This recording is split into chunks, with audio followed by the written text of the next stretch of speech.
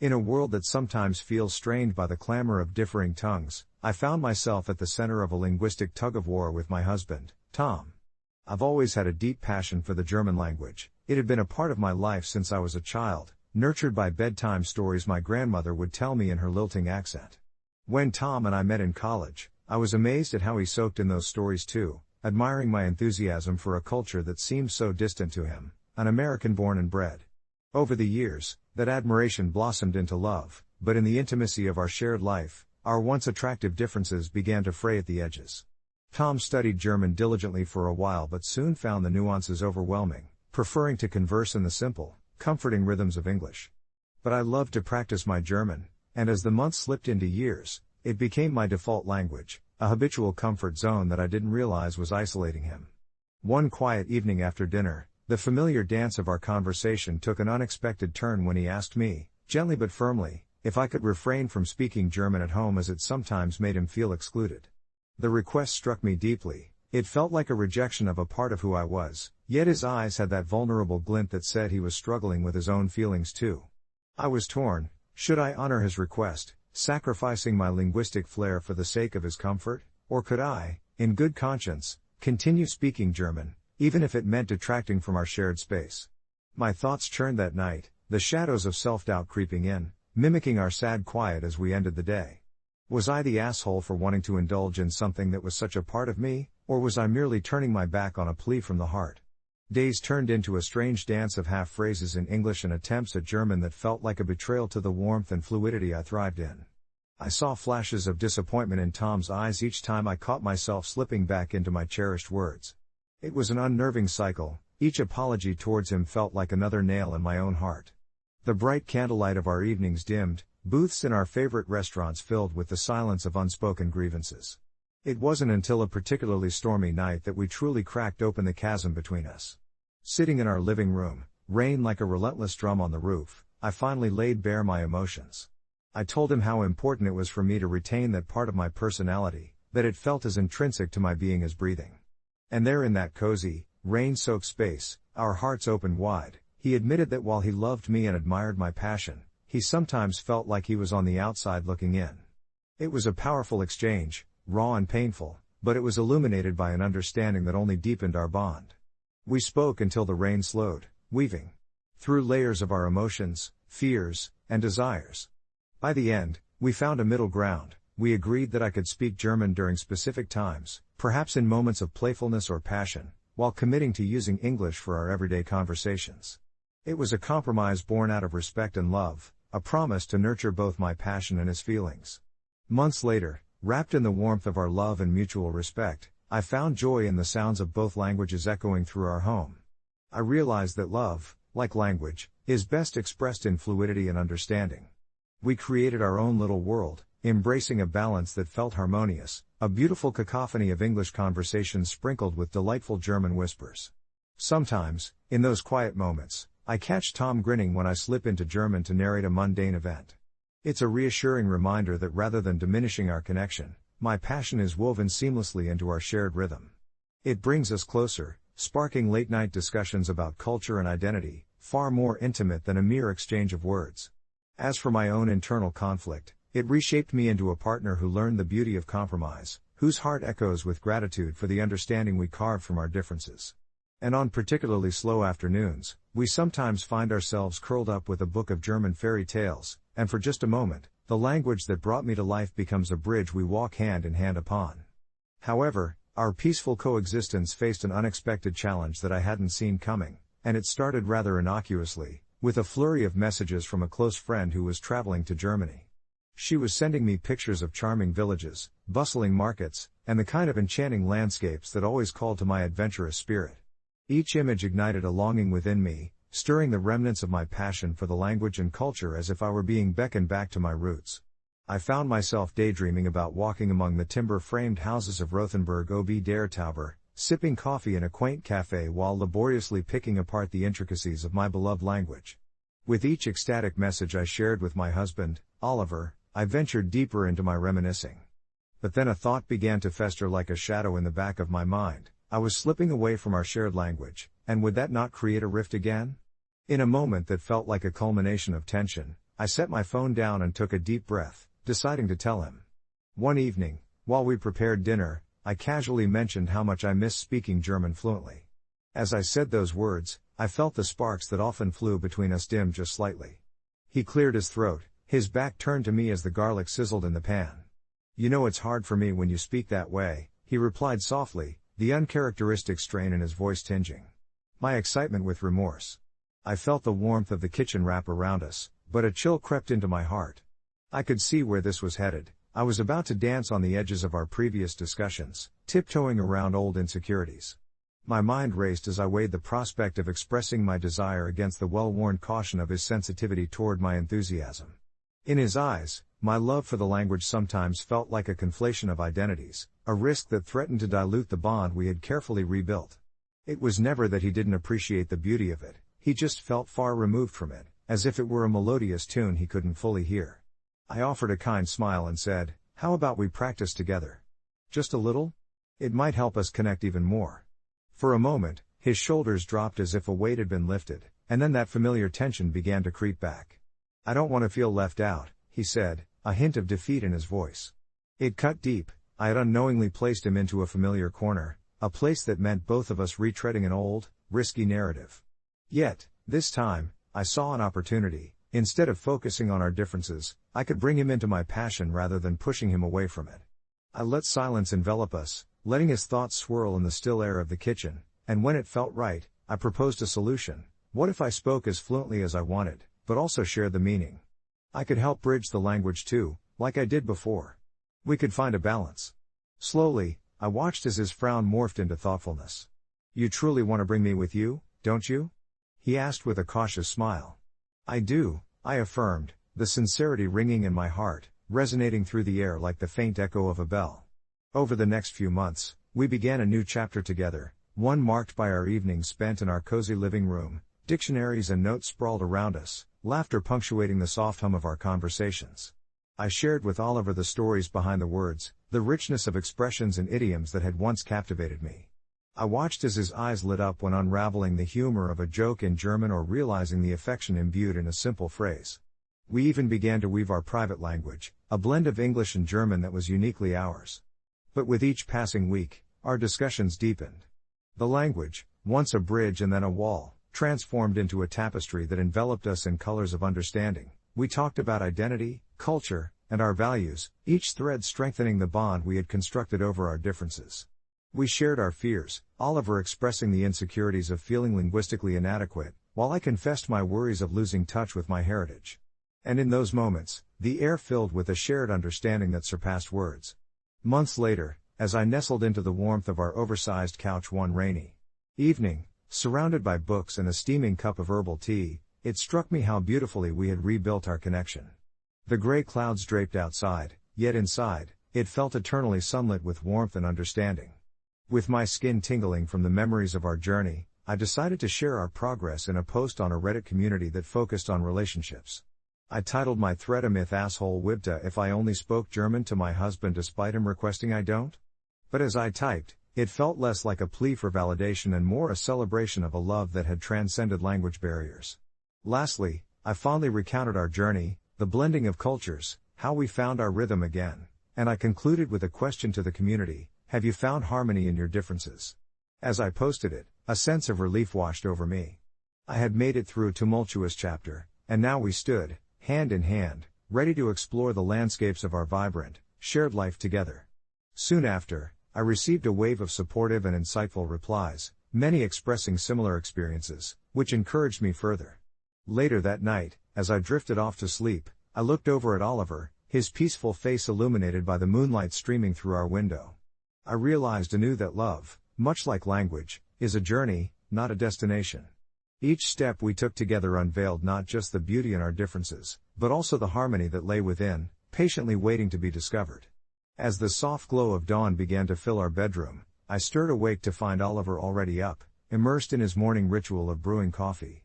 The rich aroma seeped through the air, weaving itself into the fabric of my thoughts. I watched him from the comfort of our rumpled bed, the way the sun kissed his tousled hair, and felt a swell of affection. This was our life, a gentle dance of routine and spontaneity.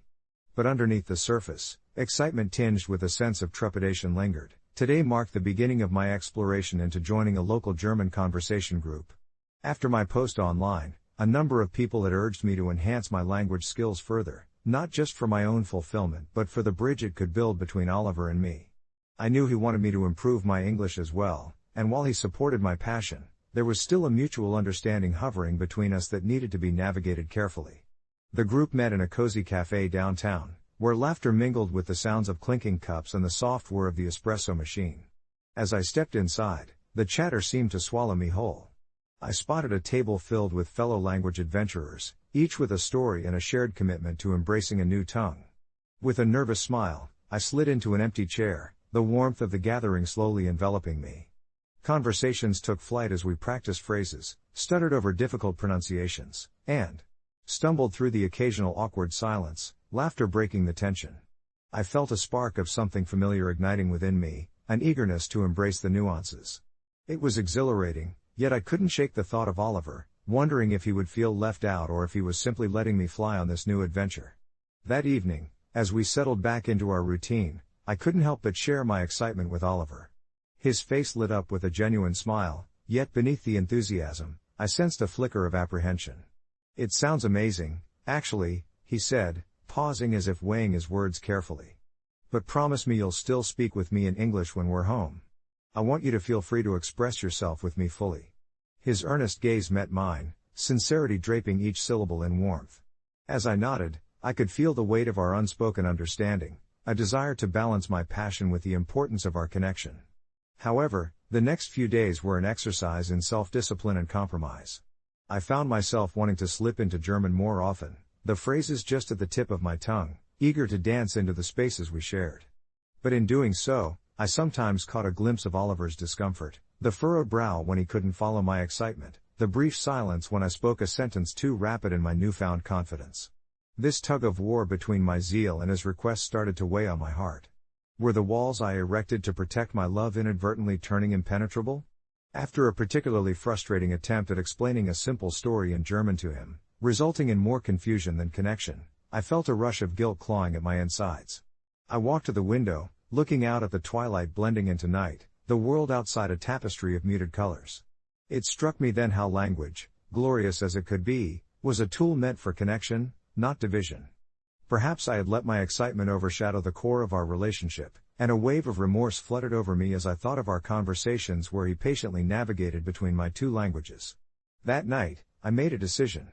I turned to Oliver, who was curled up with a book of his own, and took a deep breath. "How about we create space for both?" I suggested softly, and he glanced up, surprise flickering across his features. "Let's set aside specific times for German.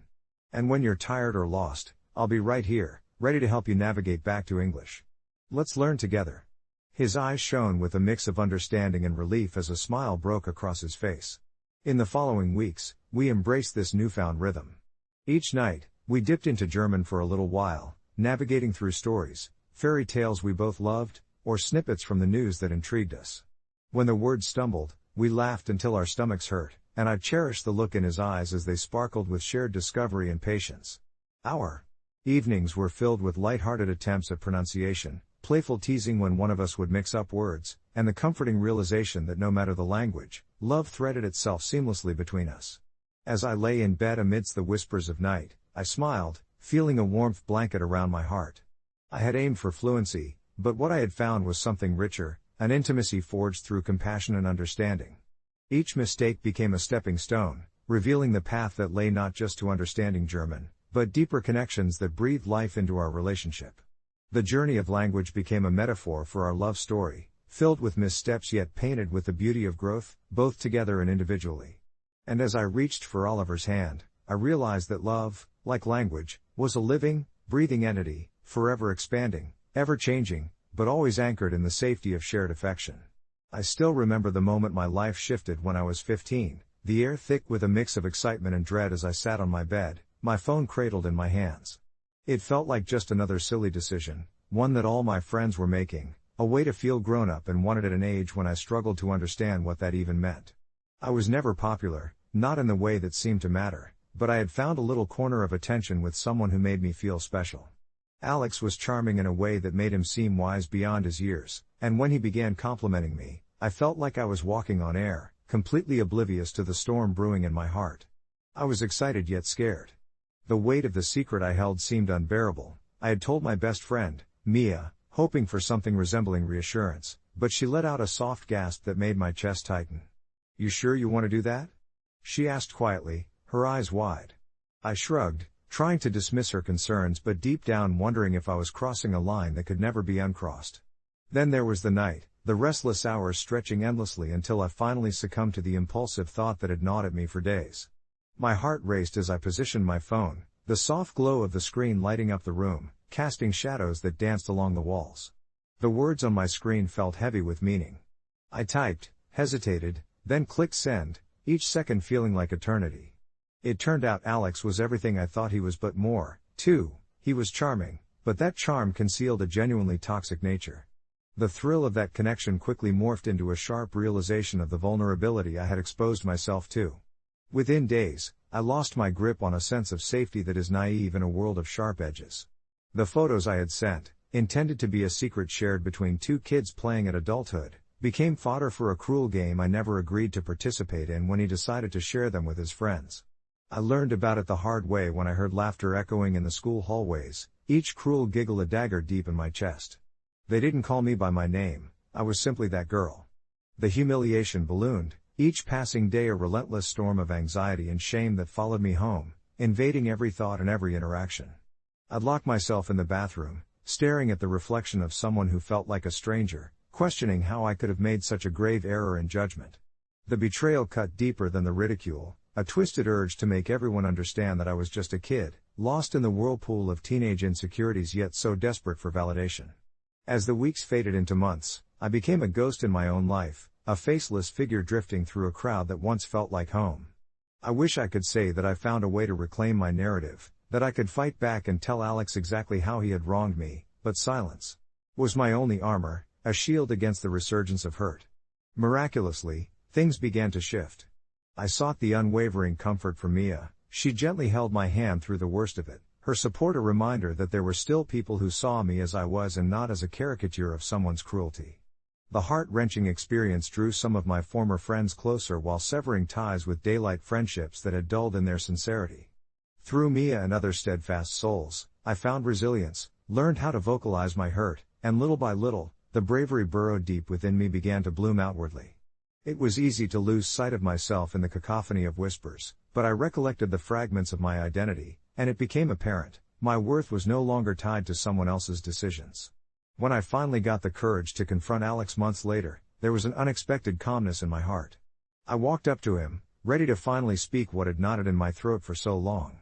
I told him how he had diminished my world, how I had trusted him and how he betrayed that trust in the most irrevocable way. What I expected, perhaps, was a reaction, anger or dismissal or maybe even a hint of remorse. Instead, he shrugged and said, "Why did you even care? It was just a picture." Those words cut deeper than anything. It solidified for me that he was consumed by his own ego, blind to the pain he caused. In contrast, I experienced the bittersweet release of standing firm, of confronting my past, and ultimately letting go. It was there and then that I understood, through those harrowing months, I had learned for myself what real strength looked like. Looking back now, as an adult, I find myself grappling with that scarred chapter of my youth, considering it a cautionary tale rather than a source of shame. I began to share my story in platforms where others might find a reflection of healing in it. I created a small forum where young people could talk about the pressures they face, harnessing pain to build resilience and community. Updates often come flooding in from those who once bore the weight of similar burdens, each message a reminder that while the past can be a formidable beast, it also has the power to bind us together in our shared experiences. In a way, it fostered a sense of empathy that had me see each person, not as a label, but as a complex collection of tales worth telling. Through that transformation, I discovered my own redemption. Instead of regret, there sprouted a kind of understanding, a luminous thread of human connection that binds us all, making us stronger. As I continued to careen through this labyrinth of shared stories and revelations, a little flame began to flicker within me, fueled by the connections I was forming. Each confession I read mirrored pieces of my own experience, and I started to see my younger self not as an embarrassment or a foolish girl lost in a world she didn't fully understand, but as a part of the universal human journey. I wasn't alone. Countless others had danced with the specter of anxiety and regret, had fumbled their way through adolescence like it was a minefield. I realized then that mistakes were not the end of the world but, rather, the very stepping stones that shaped us into who we were meant to be.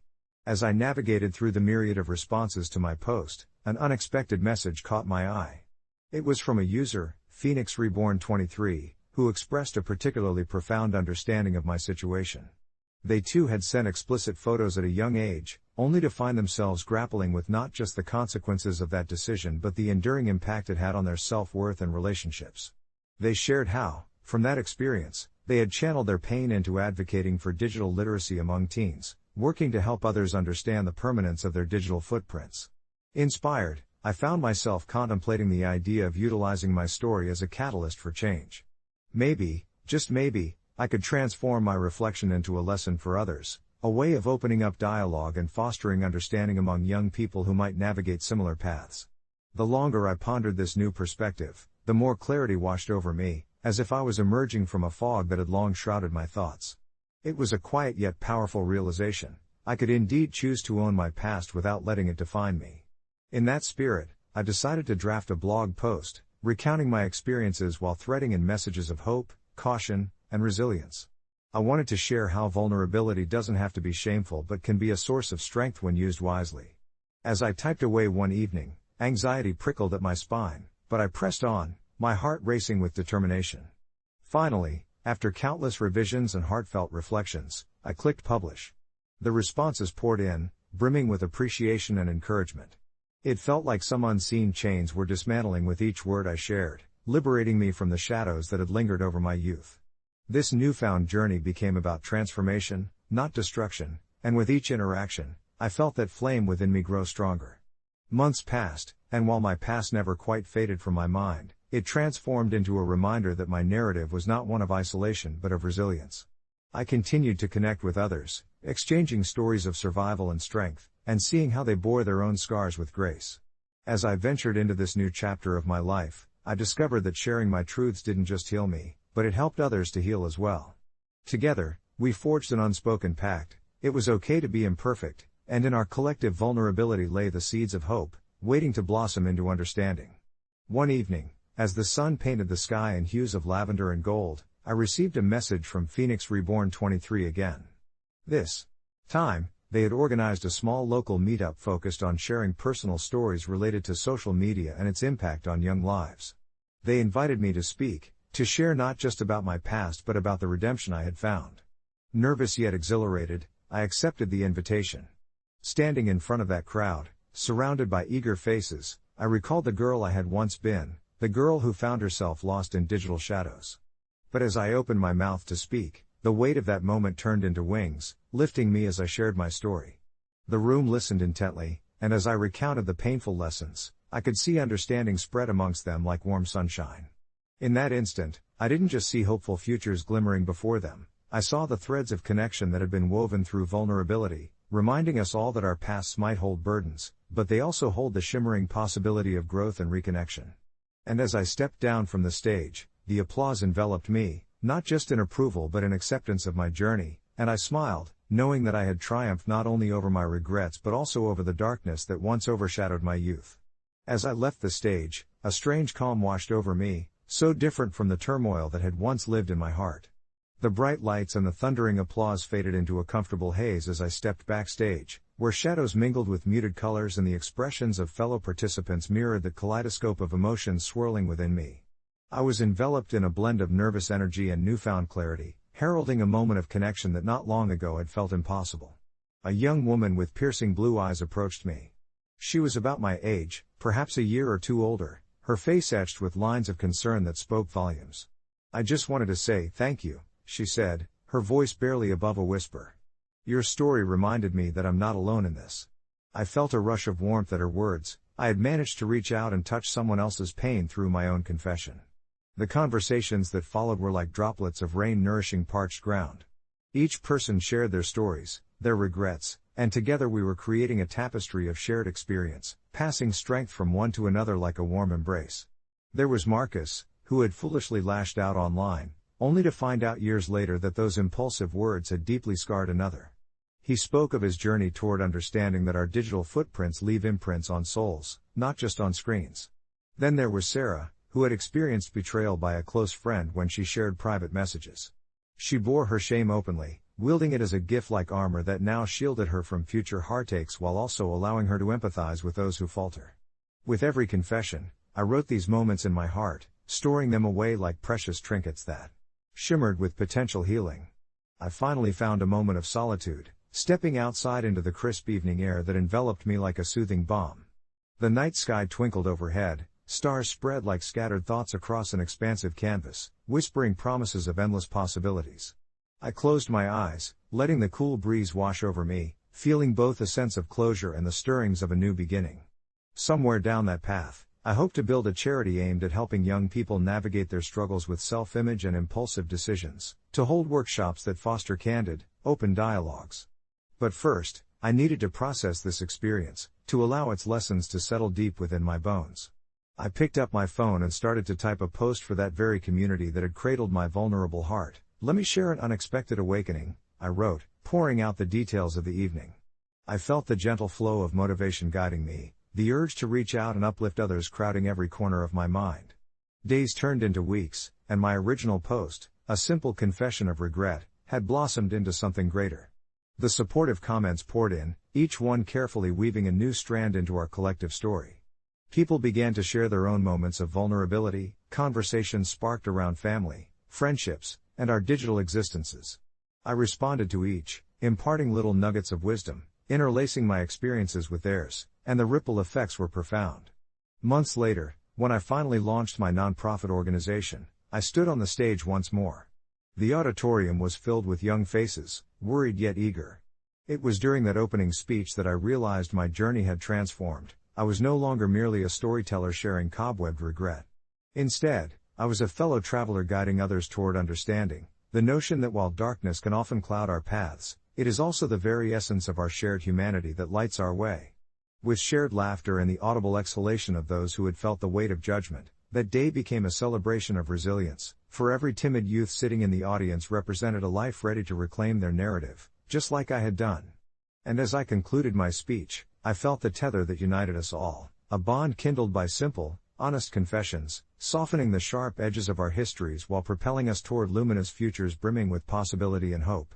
The day I stumbled upon the life hack that changed everything for me began like any other. I was just an average guy named Jake, working a monotonous desk job in a bustling city and barely scraping by. My apartment was small, cramped, and perpetually cluttered, a chaotic reflection of my life's trajectory. Little did I know, lurking in the depths of the internet on a mundane Tuesday afternoon, I would discover something that felt almost sacred, an insider's guide to life improvement, buried within a thread titled "Ask Reddit What's a Life Hack So Good You Almost Don't Want to Share It?" As I read through the comments, most of which comprised people sharing their mediocre tips like freezing grapes for chill and wine, I almost tuned out, but then I found it, a simple yet profound suggestion that promised to revolutionize my approach to work and life in general. Set your alarm to wake up exactly 1 hour earlier every day. Your productivity and mental clarity will skyrocket. I was doubtful at first, rolled my eyes at the idea of sacrificing an hour of sleep, but I couldn't shake the thought. After wrestling with my own frustrations about work and feeling like a ship lost at sea, I resolved to give it a shot. The first morning was an exercise in pure dread as my alarm screamed at me from across the room. Each minute of extra dark, quiet solitude felt like a battle against my will to stay under the covers, but the slight glow of a new dawn soon coaxed me into action. I brewed a pot of coffee that smelled like a promise fulfilled, sat down at my rickety kitchen table, and, for the first time in ages, opened my laptop to write. I poured out my thoughts, projects I had ideas for but never the energy to start, and plans I had shelved away like dusty books. And that first week of waking up early transformed my life. I began each day with purpose, finding hours that had previously slipped through my fingers like grains of sand. My productivity soared, and my mental health felt lighter, free from the weight of procrastination that had shackled me for years. You might say it was euphoric. I found a rhythm, a harmony with the world. I was able to exercise, meditate, read more, a zen oasis amid my chaotic existence. But as the days turned into weeks, I faced an unexpected dilemma that sent ripples through my newfound routine. My older brother, Tom, who had always been my confidant and trusted ally, doted on me during our weekly catch-ups, but recently, I noticed a growing concern etched across his face. One sunny Saturday, when we met up for coffee, he hesitated before speaking. "Jake, this is the third weekend in a row that you've been too busy for dinner with the family. Can we talk about it?" The guilt hit me like a punch to the gut. I wanted to scream that this new lifestyle was essential for my well-being, but instead, I waited through the rising disappointment in his voice. I had suddenly become this creature of habit, my joys tethered to early mornings. But in doing so, had I cut off the companionship I'd cherished with my brother? I sank into a quiet internal storm, sliding between being proud of my improvements and grappling with the social rift they caused. After days of self-reflection, I realized I needed a balance, a compromise that would allow me to retain the tranquility of my mornings while still nurturing my important relationships. I resolved to give Tom a call that evening, and after an honest conversation filled with apologies and explanations, a truce was formed. Rather than abandon my new routine, we agreed on Sunday dinners, where we could catch up without intrusion. I could have my productivity without forsaking my family, an ideal fusion of my previous and present selves. It was a delicate harmony, one that came from understanding the deeper implications of my choices, and it transformed our relationship back into its former warmth. And so, as the seasons shifted and with them, my mornings evolved into sacred rituals rather than just productivity fueled by desperation. I discovered the clarity of thought that dreams and conversations shared over meals can lead to, a tangible surplus of joy that exceeded the figurative weight in hours gained. A few weeks passed, each morning becoming a grounding part of my routine, infusing my soul with energy. One evening, I found myself sitting on my couch, looking out at the world tinted by dusk, and I reflected on how sharing my newfound life hack had cultivated a multitude of connections, unexpected friendships blossoming where I had once dwelled in solitude. Life had its way of reminding me of the interconnections we often overlook. As I sit here typing this, I wonder if sharing my hack was indeed a good idea. It blurs the line of private joy and communal upliftment.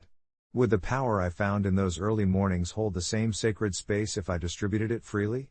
Maybe one life hack isn't meant to be kept a secret but shared, reshaped, and transformed through the experiences of every person who dares to wake up to life's offering in their own unique way. And as I concluded my thoughts, I realized the most poignant truth of all: sometimes a simple life hack opens the door not just to personal growth, but to richer bonds, deeper understanding, and a redefined sense of purpose, inviting us to embrace it all without reservation, life's essentials mingling with its greatest treasures. As I sat in the soft glow of the morning sun filtering through the kitchen window, I felt a sense of calm settle around me. My mind, though racing with the implications of what I had just thought, was juxtaposed against the sheer beauty of the day awakening outside.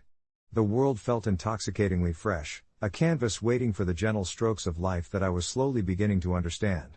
You see, the life hack I stumbled upon didn't involve any fancy apps or complicated productivity systems but rather an uncomplicated shift in perspective. I had learned that sometimes, the most mundane ritual, waking up with intention, could, in its own quiet way, transform the trajectory of my day, my relationships, and my joy. Over the past few months, I had experimented with this idea, rising earlier than I was accustomed to, before the chaos of the world invaded my peaceful sanctuary. It began as a desperate attempt to reclaim time from my perpetual morning rush, an irritation born from the mundane trappings of life, scrolling through emails, hurried breakfasts, and the nagging sense that I was losing precious moments to start afresh. But that diligent push to wake up earlier unfurled into something far richer. As I carved out an hour before the day's demands stole my attention, I found a space to breathe. I moved in slow motion, making a warm cup of tea, journaling about my thoughts and dreams, and even meditating in the quiet embrace of my home.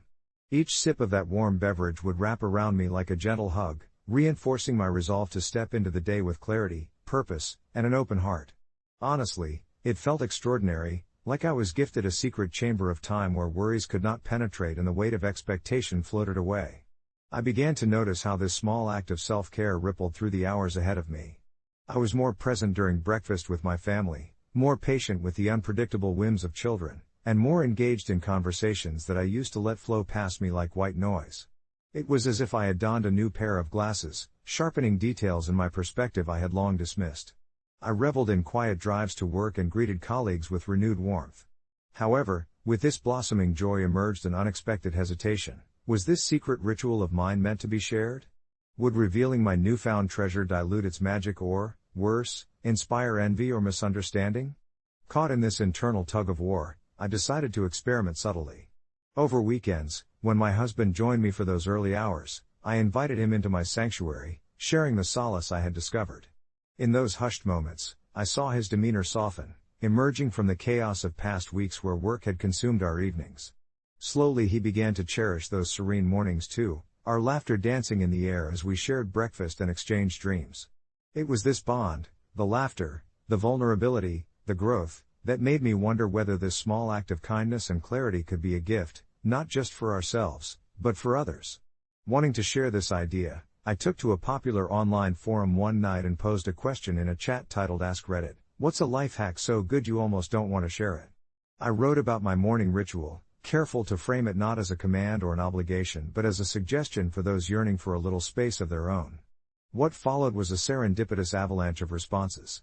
People poured in with stories of their own rituals, ways of reclaiming time, or tips to savor the morning before the world demanded their attention.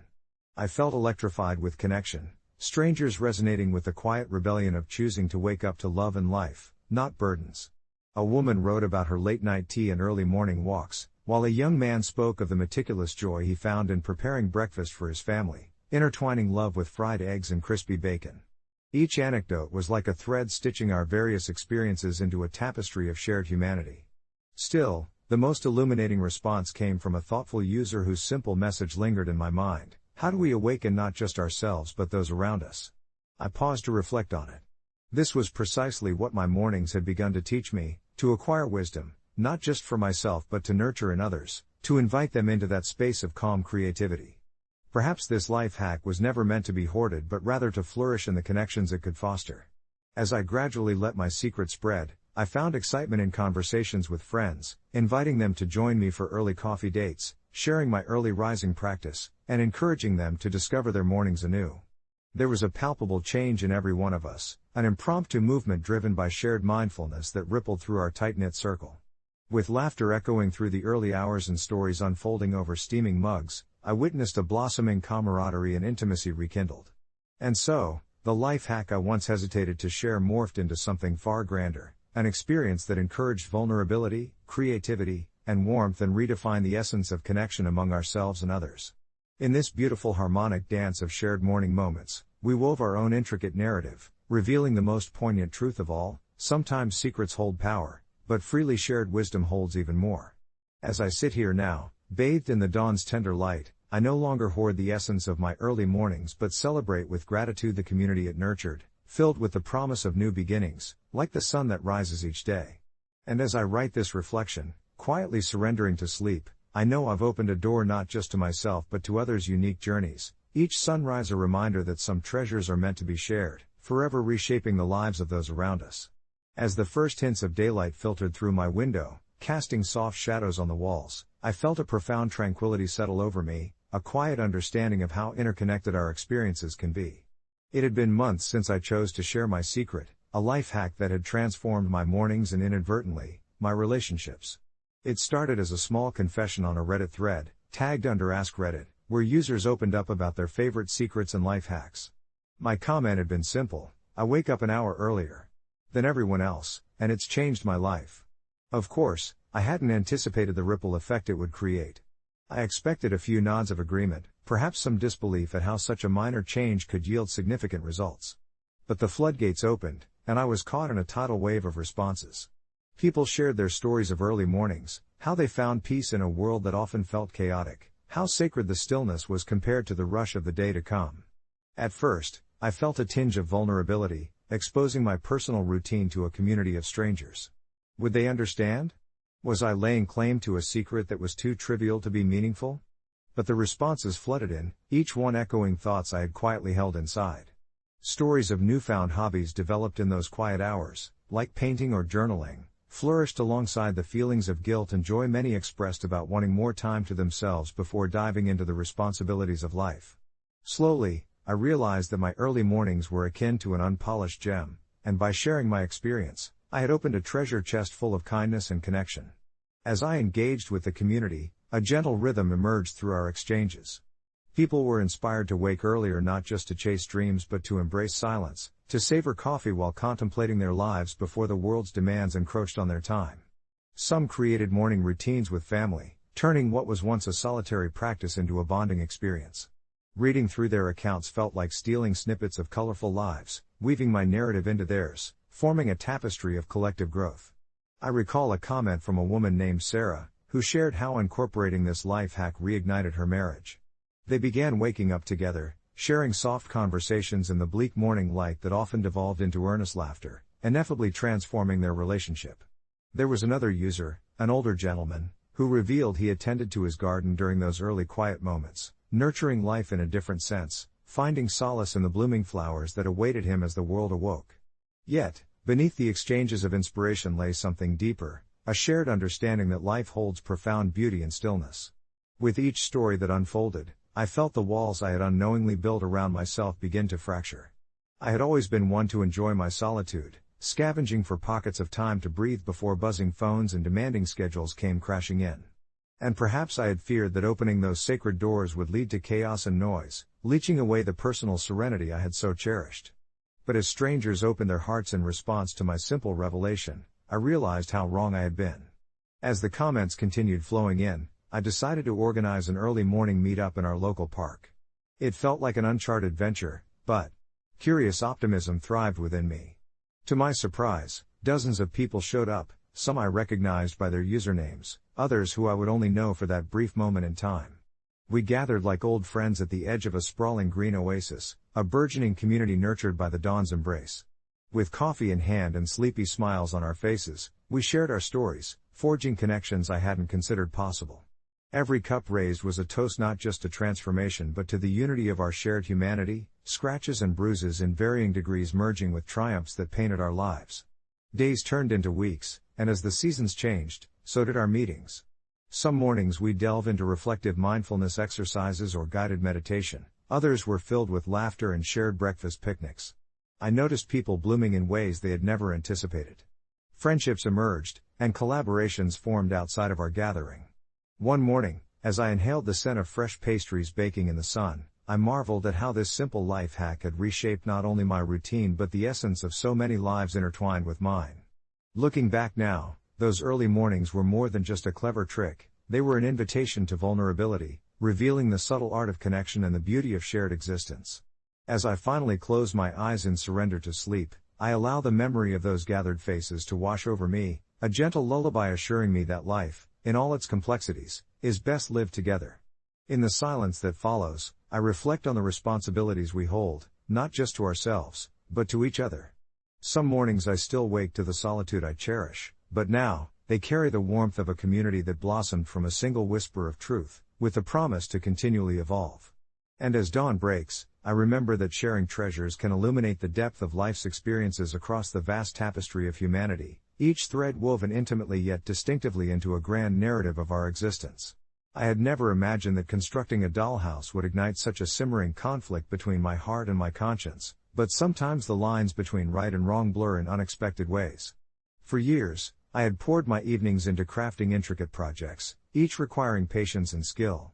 My latest endeavor was a dollhouse, a stunning replica of our own home, complete with miniature furniture I'd fashioned from scraps. I envisioned it as a delightful surprise for my niece, Lily, who was just beginning to discover the joy of imaginative play.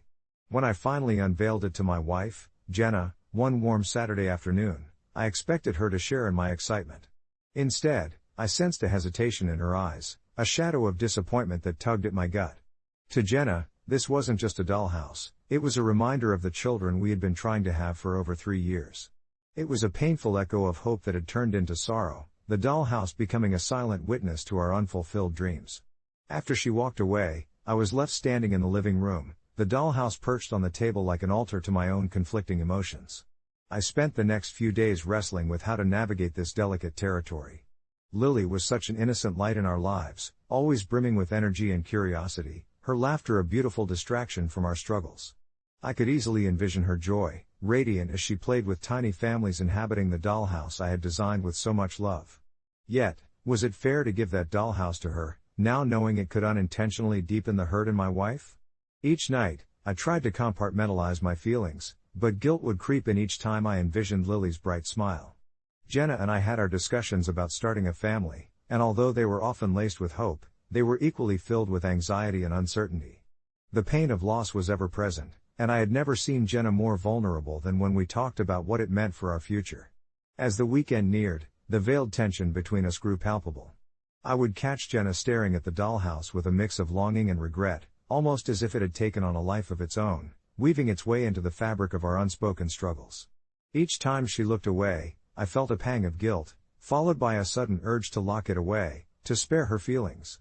But then I heard Lily's laughter echoing in my head, and I could almost picture her tiny hands carefully adorning the dollhouse with her imaginative touches. This created an inner conflict that kept me tossing and turning late into the nights. Finally, it came to a head at dinner one evening. We had both been quiet, lost in our thoughts, when I finally broke the silence. "What if I gave the dollhouse to Lily?" I proposed gently, gauging her reaction. It was like I had flipped a switch. Jenna's eyes snapped to me, fraught with an intensity I hadn't seen in days. "Is that really what you want?" she asked, her voice barely above a whisper, loaded with an incredulous sting. "Can it be both? Can it be a gift for Lily? But also a reminder that we can still create happiness?" I tried to explain, though each word felt heavier than the last, as if I were trying to lift the weight of our unfulfilled expectations with flimsy proposals. "No, but it means something different for me," Jenna replied, her voice breaking ever so slightly. There it was, the truth unveiled. It wasn't just about the dollhouse, it was about what it represented. I finally understood. It was a connection, a vision of familial joy. I watched the gravity of the moment settle between us like dust in a sunbeam. The more we talked, the more I realized that perhaps it wasn't merely an AITA scenario, it was about understanding, empathy, and navigating the tender landscape between love and loss. In the days that followed, I found myself standing before the dollhouse with a new perspective. I decided to give it to Lily but framed it differently. I crafted a small card to attach, explaining how it was built with love that could be shared, allowing Jenna to be part of that joy, yet giving me the strength to watch her smile grow brighter as our niece played. When I finally presented it to Lily, the sheer delight in her eyes made the choice worthwhile. Yet in the back of my mind, I knew that this dollhouse would always stand as a subtle reminder of our journey. It turned out that many months later, as I gifted another project to our niece, I was surprised by a simple email that Jenna sent after one of her late-night musings.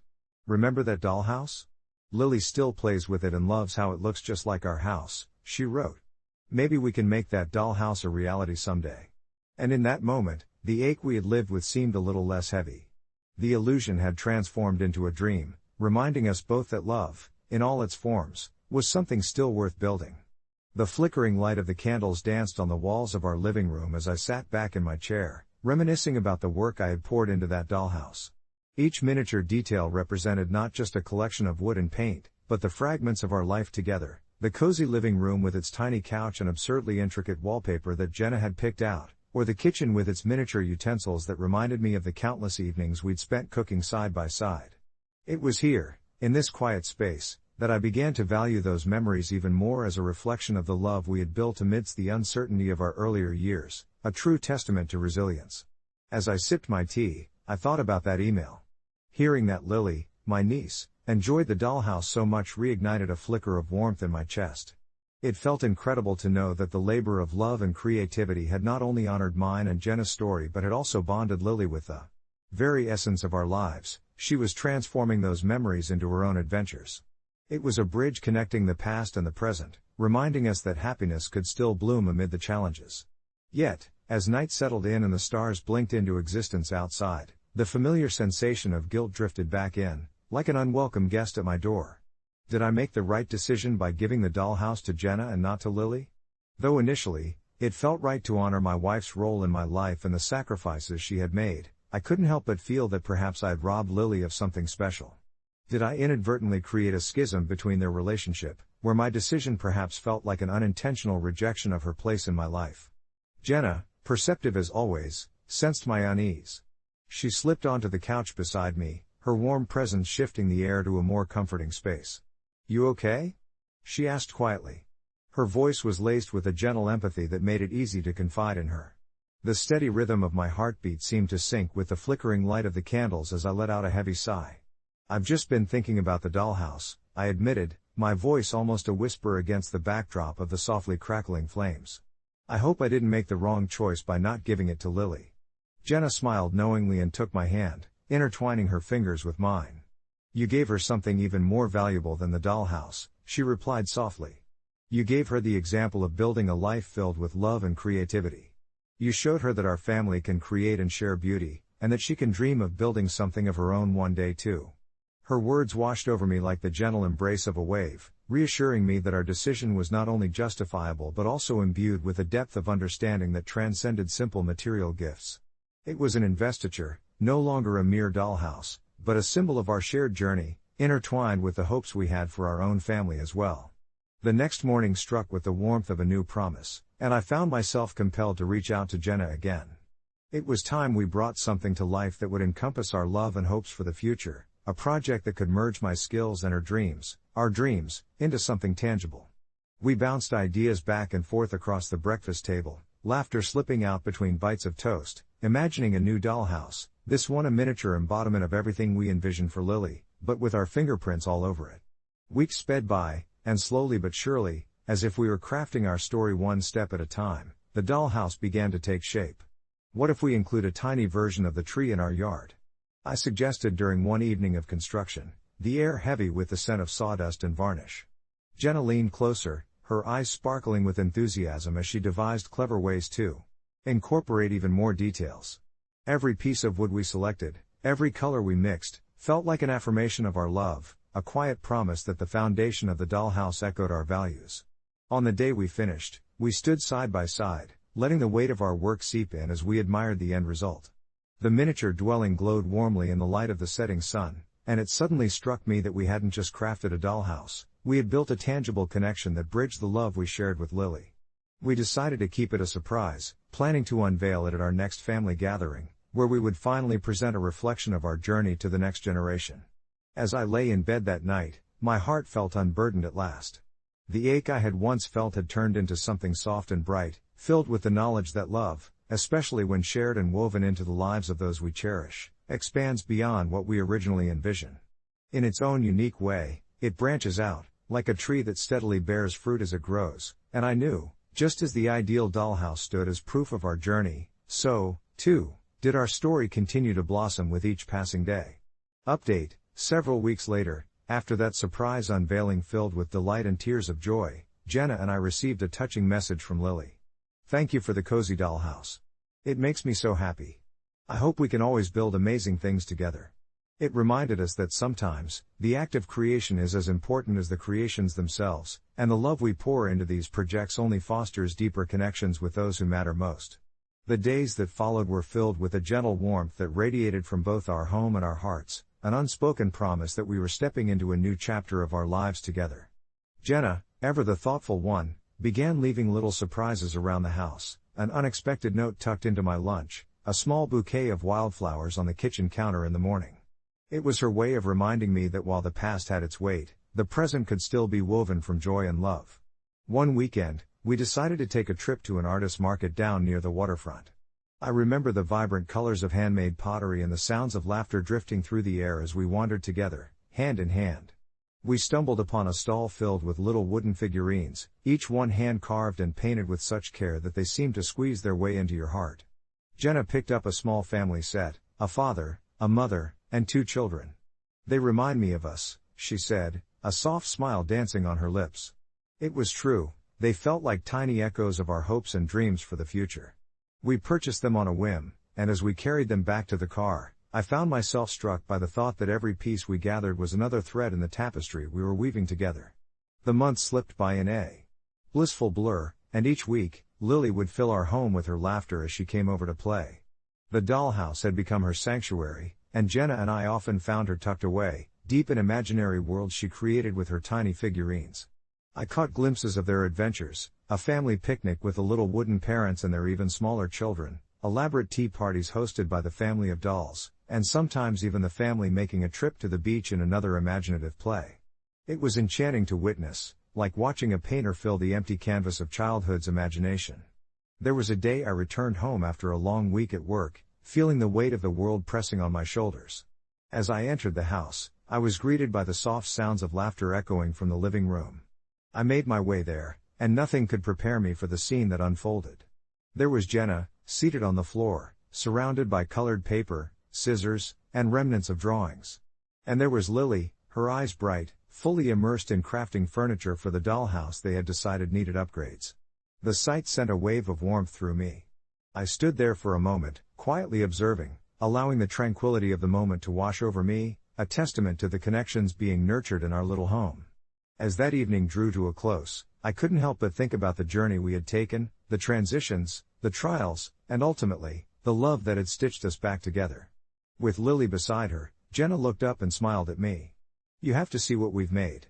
In that moment, the burdens I had carried felt lighter, and the future stretched before us like an open road. Perhaps the dollhouse was not merely a beautiful construction, but rather a symbol of resilience and creativity flourishing between generations. That night, we gathered around the dining table, sharing laughter and stories, Lily's wide eyes lighting up as she recounted the adventures of her dolls. She was always the mischievous little sister in her tales, and we hung on her every word, savoring the sweetness of her imagination.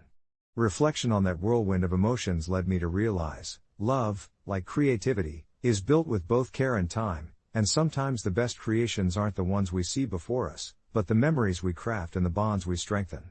As I watched Jenna and Lily hunched over their paper crafts, I understood that every moment we spent building something together, be it in the form of a dollhouse or in the quiet moments of everyday life, was a precious thread in the rich tapestry of our existence.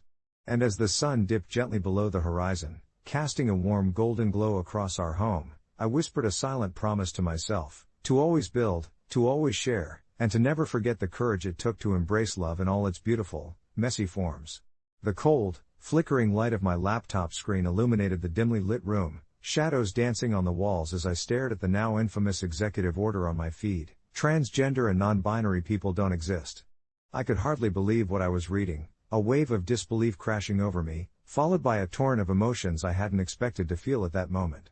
As someone who had spent years transcribing the stories of marginalized individuals at a local nonprofit, the implications of such a declaration felt personal. It was as if someone had ripped the very fabric of my work apart.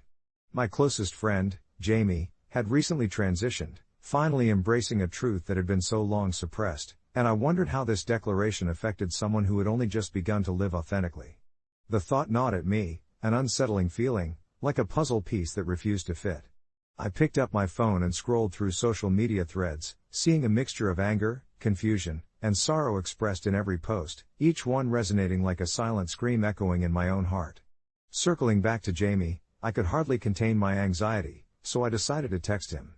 The three little dots that signify someone is typing seemed to stretch into an eternity. When he finally replied, it was a simple, almost resigned acknowledgement of the order. "It's just another day in the circus, isn't it?" he wrote, an attempt at humor that dripped with bitterness. I felt a wave of sympathy wash over me. I could imagine the weight of that moment and how it might feel to have an essential part of your identity dismissed outright. Trying to lift his spirits, I suggested we meet up for coffee, to talk through things. He agreed, and despite the heaviness of the situation, I felt a glimmer of hope at the thought of seeing him. When we met later that afternoon, the coffee shop was alive with the comforting buzz of conversation and the rich aroma of freshly brewed coffee.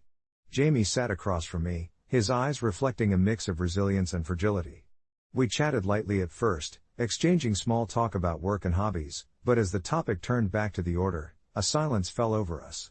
"It's hard to reconcile," Jamie said, fingers dancing nervously on the edge of his cup. "On one hand, I'm me, unapologetically. But on the other, I see this powerful entity trying to erase that." I felt the lump in my throat, empathy flooding my senses as I carefully searched for the right words. "You exist, you matter," I insisted, passionate yet tender, feeling every bit of the weight behind those words. His quiet smile, tinged with sadness, warmed my heart, and for a moment, it felt like we were cocooned in our shared understanding, momentarily distanced from the chaos of the world outside. As the evening wore on, we found ourselves slowly piecing together feelings we hadn't quite found the words for before. Jamie spoke about his childhood, how he had always felt out of place, struggling against a tide of societal expectations that felt like a choking grip. "Every day is like a battle," he admitted, his voice barely above a whisper.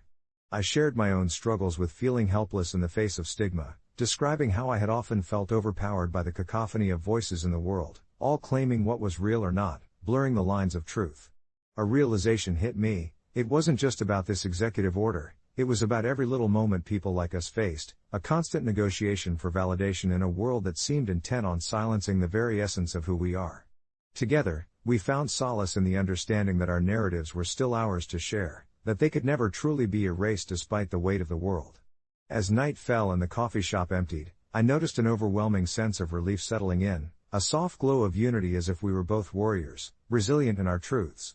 We spoke of activism and art, of community, of resilience, and as we laughed, I could see Jamie begin to reclaim his sense of self, his spark igniting against the darkness surrounding us. In the weeks that followed, I became more active online, amplifying voices that were often drowned out by fear and ignorance, while Jamie connected with local advocacy groups, launching a powerful dialogue within our community. One night, he sent me an article he had written about our conversation that day, detailing the resilience found in understanding and love. The comments flooded in, affirming not just his experience but the myriad of stories shared by others who felt invisible. It was liberating to see how art and conversation could combat the darkness, each supportive message shimmering like a beacon of truth. Reflecting on everything, I realized how deeply my worldview had shifted. I was still grappling with the news and its implications, but I was also steadfast in my belief that love and truth could circumvent even the most pervasive of lies. In those quiet nights typing away at the keyboard, I learned that we create our own existence through the stories we tell. Months passed, and while the executive order remained a haunting presence in the background, it faded into perspective, its power diminished by the resilience of those willing to tell their truths. I felt changed, my heart embraced a collective sense of purpose. The world had its challenges, yes, but it also contained countless stories woven together with threads of resilience and hope. As I wrote this final reflection, I felt a profound sense of gratitude for the journey, not just for Jamie's friendship, but for those who had spent so long fighting to be seen. Jamie had once told me that it was okay to be tired, but it was never okay to be silenced. I hoped he would always remember that as we continued to carve spaces for authenticity in a world trying so hard to stop us. Update: just last week, Jamie texted to say he received an invitation to speak at a community event focused on advocacy and the importance of representation. I couldn't help but feel a swell of pride. He was stepping into a space that bore the shadows of so much doubt yet dared to shine brightly. He was realizing the power of his voice, and in that, all our stories mattered more than the outdated proclamations of those who dared to erase us. In the end, what we lived, what we fought for, would outshine any declarations made in cold executive chambers. It would linger in conversations and bold artistic expressions that could never be silenced. As the applause from the audience enveloped him like a warm embrace, I leaned back in my folding chair, allowing the echoes of his words to dance through my mind. My heart thumped steadily in my chest, a rhythmic reminder of the joyful chaos we had created here today. I was filled not only with pride for him, my partner in this journey, but also with a deep sense of purpose. Together, we had begun to weave a fabric of community, an intricate tapestry reflecting our diverse identities and the myriad experiences that shaped us. The vibrant colors of our lives blended seamlessly, carving out a space where our truths could flourish, away from the grayscale declarations imposed by those who could not begin to understand. It was hard to ignore the tension that still simmered beneath the surface, the whispers of doubt joining the chorus of applause. After all, we were living in a world where acceptance felt like a delicate dance on a precipice. When someone had first shared the news of the executive order at the last community meeting, my stomach had twisted into knots. It felt like a denouncement, a shadow looming over the progress we fought so hard to achieve. Although I held on to the notion that words could wield a power of their own, I couldn't help but feel the sting of uncertainty. Could we retain our collective voice in the face of erasure? More importantly, what could I do to keep that spirit alive, not just for my partner, but for every individual who had ever felt the suffocating weight of invisibility? As the event wound down, I caught up with my partner, his energy still radiant despite the exhaustion evident in his eyes. "Do you think we made a difference?" he asked, his brow furrowed as he played with the hem of his shirt, a telltale sign of his nerves surfacing. I placed my hand over his, squeezing gently, letting him know that I believed wholeheartedly that we had. Our voices, our stories, were bridges to understanding, and even if just one person left with a new perspective, it was worth every moment we spent preparing for this day. We stepped outside into the cool embrace of twilight, the soft glow of string lights illuminating the path ahead. In the distance, laughter and chatter filled the air, a symphony of human connection reminding us that we were not alone in this fight. As we walked hand in hand, Weaving through the throngs of community members still lingering, I felt a wave of gratitude wash over me. These stories, our stories, would ripple outwards, igniting sparks of empathy and mattering far beyond the limitations of political declarations. A couple of days later, I found myself scrolling through a Reddit thread titled "Ask Reddit What Are Your Thoughts on the Transgender and Non-Binary People Don't Exist Executive Order?" The comments unfurled like a rapidly blossoming flower, filled with outrage, raw emotion, and unequivocal affirmations of existence. One post caught my eye, detailing an emotion-laden story of a person who had felt incredibly alone until they discovered our community event through a mutual friend. Their words struck a chord within me, reminding me of why we pressed on: acceptance, understanding, and most importantly, the validation of one's own existence as a lived experience. This newfound drive pushed me to engage in the discussions, sharing my own reflections about the event, how every person who stepped to the microphone had shattered the misconceptions surrounding us, and how their voices were part of a greater narrative that no executive order could erase. I felt an electric connection to the thread and watched as the conversation swelled, pouring in solidarity from across the country. These digital exchanges reaffirmed a reality I clung to: people were listening, they were learning, and more importantly, they were empowered to share their truths too. A week later, at a low-key gathering of allies and friends, my partner and I shared stories and laughter over mugs of steaming tea. At one point, he turned to me, a contemplative look lighting his features. "You really think all of this matters?" he asked quietly, his vulnerability shining through the evening's cozy haze. It was one of those moments that felt raw yet comforting, where the air brimmed with possibility. "I do," I replied, the conviction thick in my voice. "Every single person we reach matters. Every story connects us. It's like our own little revolution of hearts and minds." And just as we leaned in closer, focusing on each other amid the soft hum of conversations around us, an uplifting realization washed over me. Even when shadows loom, our resolve lights the way.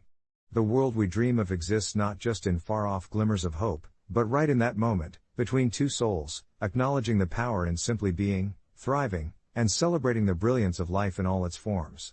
The executive orders, however sweeping and chilling, could never snuff out the vibrant flames of our truths. Through connection, compassion, and shared stories, we would always find a way back to the heart of our collective existence. As the night deepened and laughter echoed, I tucked away the bittersweet contours of the day, knowing that every communal embrace, every shared experience, and every step we took together transformed the narrative for ourselves, and for those who needed the strength to journey alongside us. As the night deepened and everyone mingled, I found myself standing at the fringes of the event, watching the shared joy that radiated from each small circle of friends and allies. The dynamic atmosphere was electric, a tapestry woven from countless stories, and yet, my heart felt a tug of uncertainty amid the laughter. The weight of the day's events lingered like a low fog, the chilling executive order casting a long shadow over our progress. I thought of my younger sibling, Sam, who had been bravely navigating their identity in this increasingly hostile world. They weren't here tonight, which added a pinch of sadness to my pride. I always wanted to shield them from the harshness of ignorance, yet I saw the fire in their spirit, one that refused to die out no matter the storms around them. Just last week, Sam had opened up about their struggles, the doubts gnawing at their self-worth, the troubling whispers that they sometimes couldn't silence, reminiscent of the rhetoric we had both heard echoing from the highest offices in our country. I had encouraged them to come tonight, to step out into the light among a community that would embrace them wholly. To be seen and celebrated among people who were beautifully imperfect, just like us. But in their absence, I was now reminded of how vital this gathering truly was as I watched others share their journeys with unguarded vulnerability. The air hummed with truths that often felt on the brink of being silenced by hatred. I closed my eyes for a moment, letting the sounds of unity wash over me like waves lapping gently at the shore. It was soothing, yet suffocating, and I could almost hear Sam's voice in my mind, gently teasing me for being so easily swept away by the tide. Gathering my resolve, I approached a group where I recognized familiar faces, friends I hadn't seen for a while. They were deep in discussion about the implications of the recent order, but also about solutions, determined to create safe spaces, both online and offline, where everyone could feel heard and seen. Rather than jump headfirst into the conversation, I paused to listen, absorbing their determination and hope. I realized their fear was laced with a fierce commitment to change. Their voices grew stronger, noting how each of us could influence our larger community through daily acts of kindness and bravery, through the stories we crafted through our lives. It occurred to me that perhaps my role tonight wasn't merely to support Sam, but to actively participate in this movement as well. I stepped into the circle, introducing myself with a solidarity born from shared struggle. The moment felt liberating, though apprehension still fluttered in my chest. We exchanged ideas about storytelling as advocacy, about how our narratives had the power to dismantle ignorance, to build bridges where walls had tried to rise. Slowly, as the night progressed and warmth filled the air, I felt the ghost of doubt slip away, replaced by the conviction that our truths were, perhaps louder than any decree aimed at stifling them. I shared my own story, both the light and darkness, how I fought alongside Sam, but also how I learned to celebrate my own identity in the process. As I spoke, I could feel the eyes of strangers turn soft with understanding, each nod and shared expression weaving an unbreakable bond through our momentary vulnerability.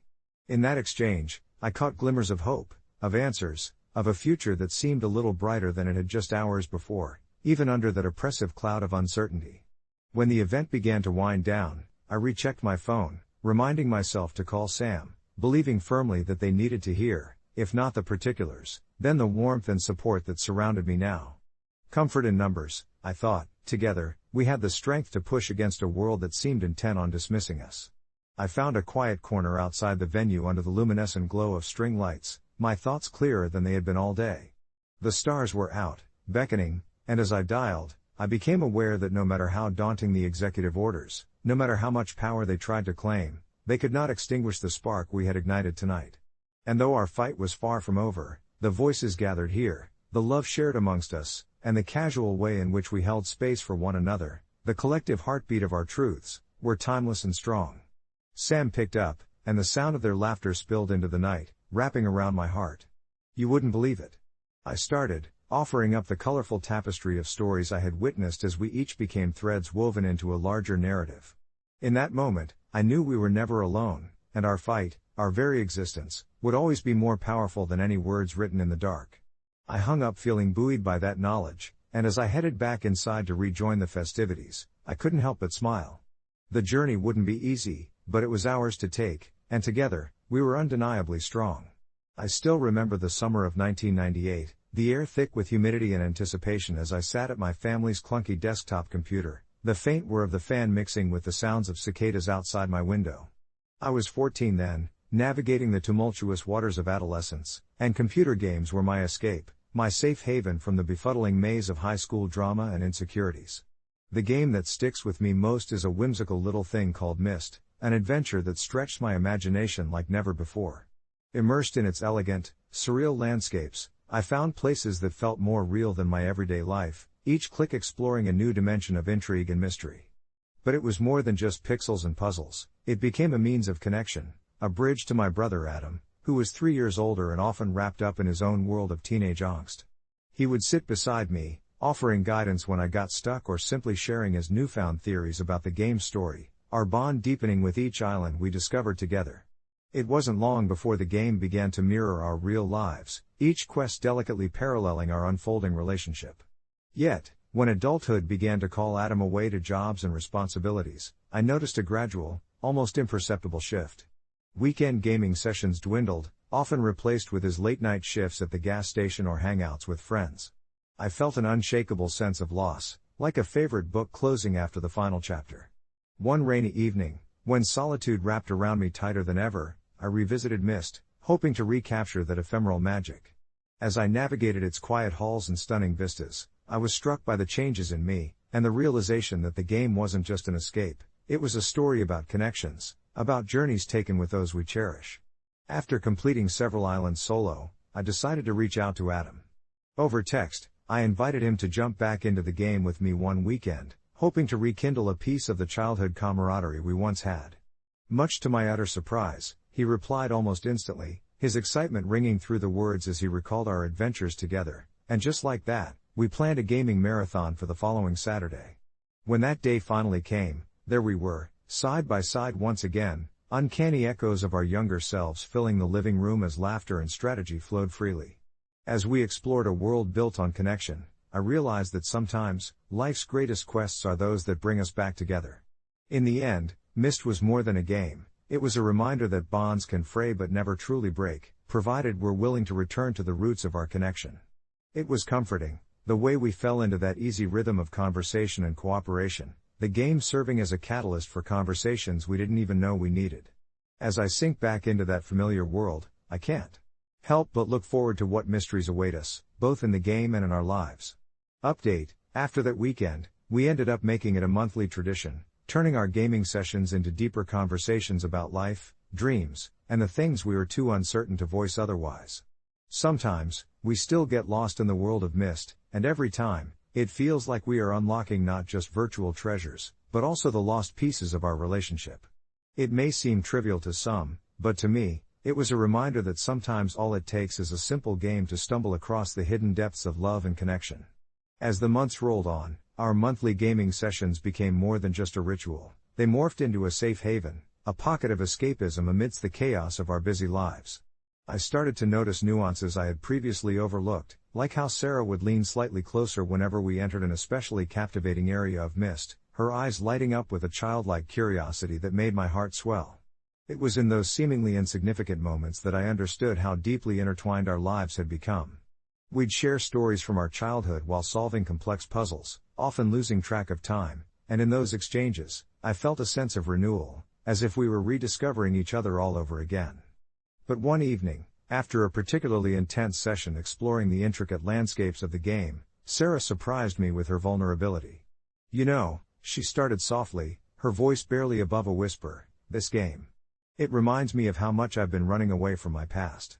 I paused, the glowing screen illuminating her face, casting shadows that danced with the flickering images. My heart raced, and a knot formed in my stomach because I knew her past was a tangled web of heartache and loss, an unspoken shadow looming over our relationship that we had never discussed directly. Encouraging her to share, I shifted closer and squeezed her hand gently. "What do you mean?" I asked, my voice steady, though I felt the weight of her words hanging in the air like an unseen fog. She inhaled deeply, as if gathering the courage to traverse this new terrain. "I think," she began, her gaze drifting to the screen, "that I've been afraid to get lost in something real again. I felt that with you, but there's a part of me that still feels like I have to keep one foot out, just in case." Her admission hung there, raw and vulnerable, and I felt an intense urge to reassure her. "You don't have to be afraid with me," I said earnestly. "I'm here. We're in this together." I could see the flicker of doubt in her eyes waver like the flame of a candle, but still, she held back. The evening drifted on, the world of Myst fading away as we navigated through our own emotional landscape, a puzzle far more complicated than any game could present. Over the following weeks, we began to peel back the layers of our histories during these gaming nights. We made it a point to share not only our dreams but also our fears, pondering the choices that led us down our respective paths. Each session felt less like an escape and more like a step toward understanding each other.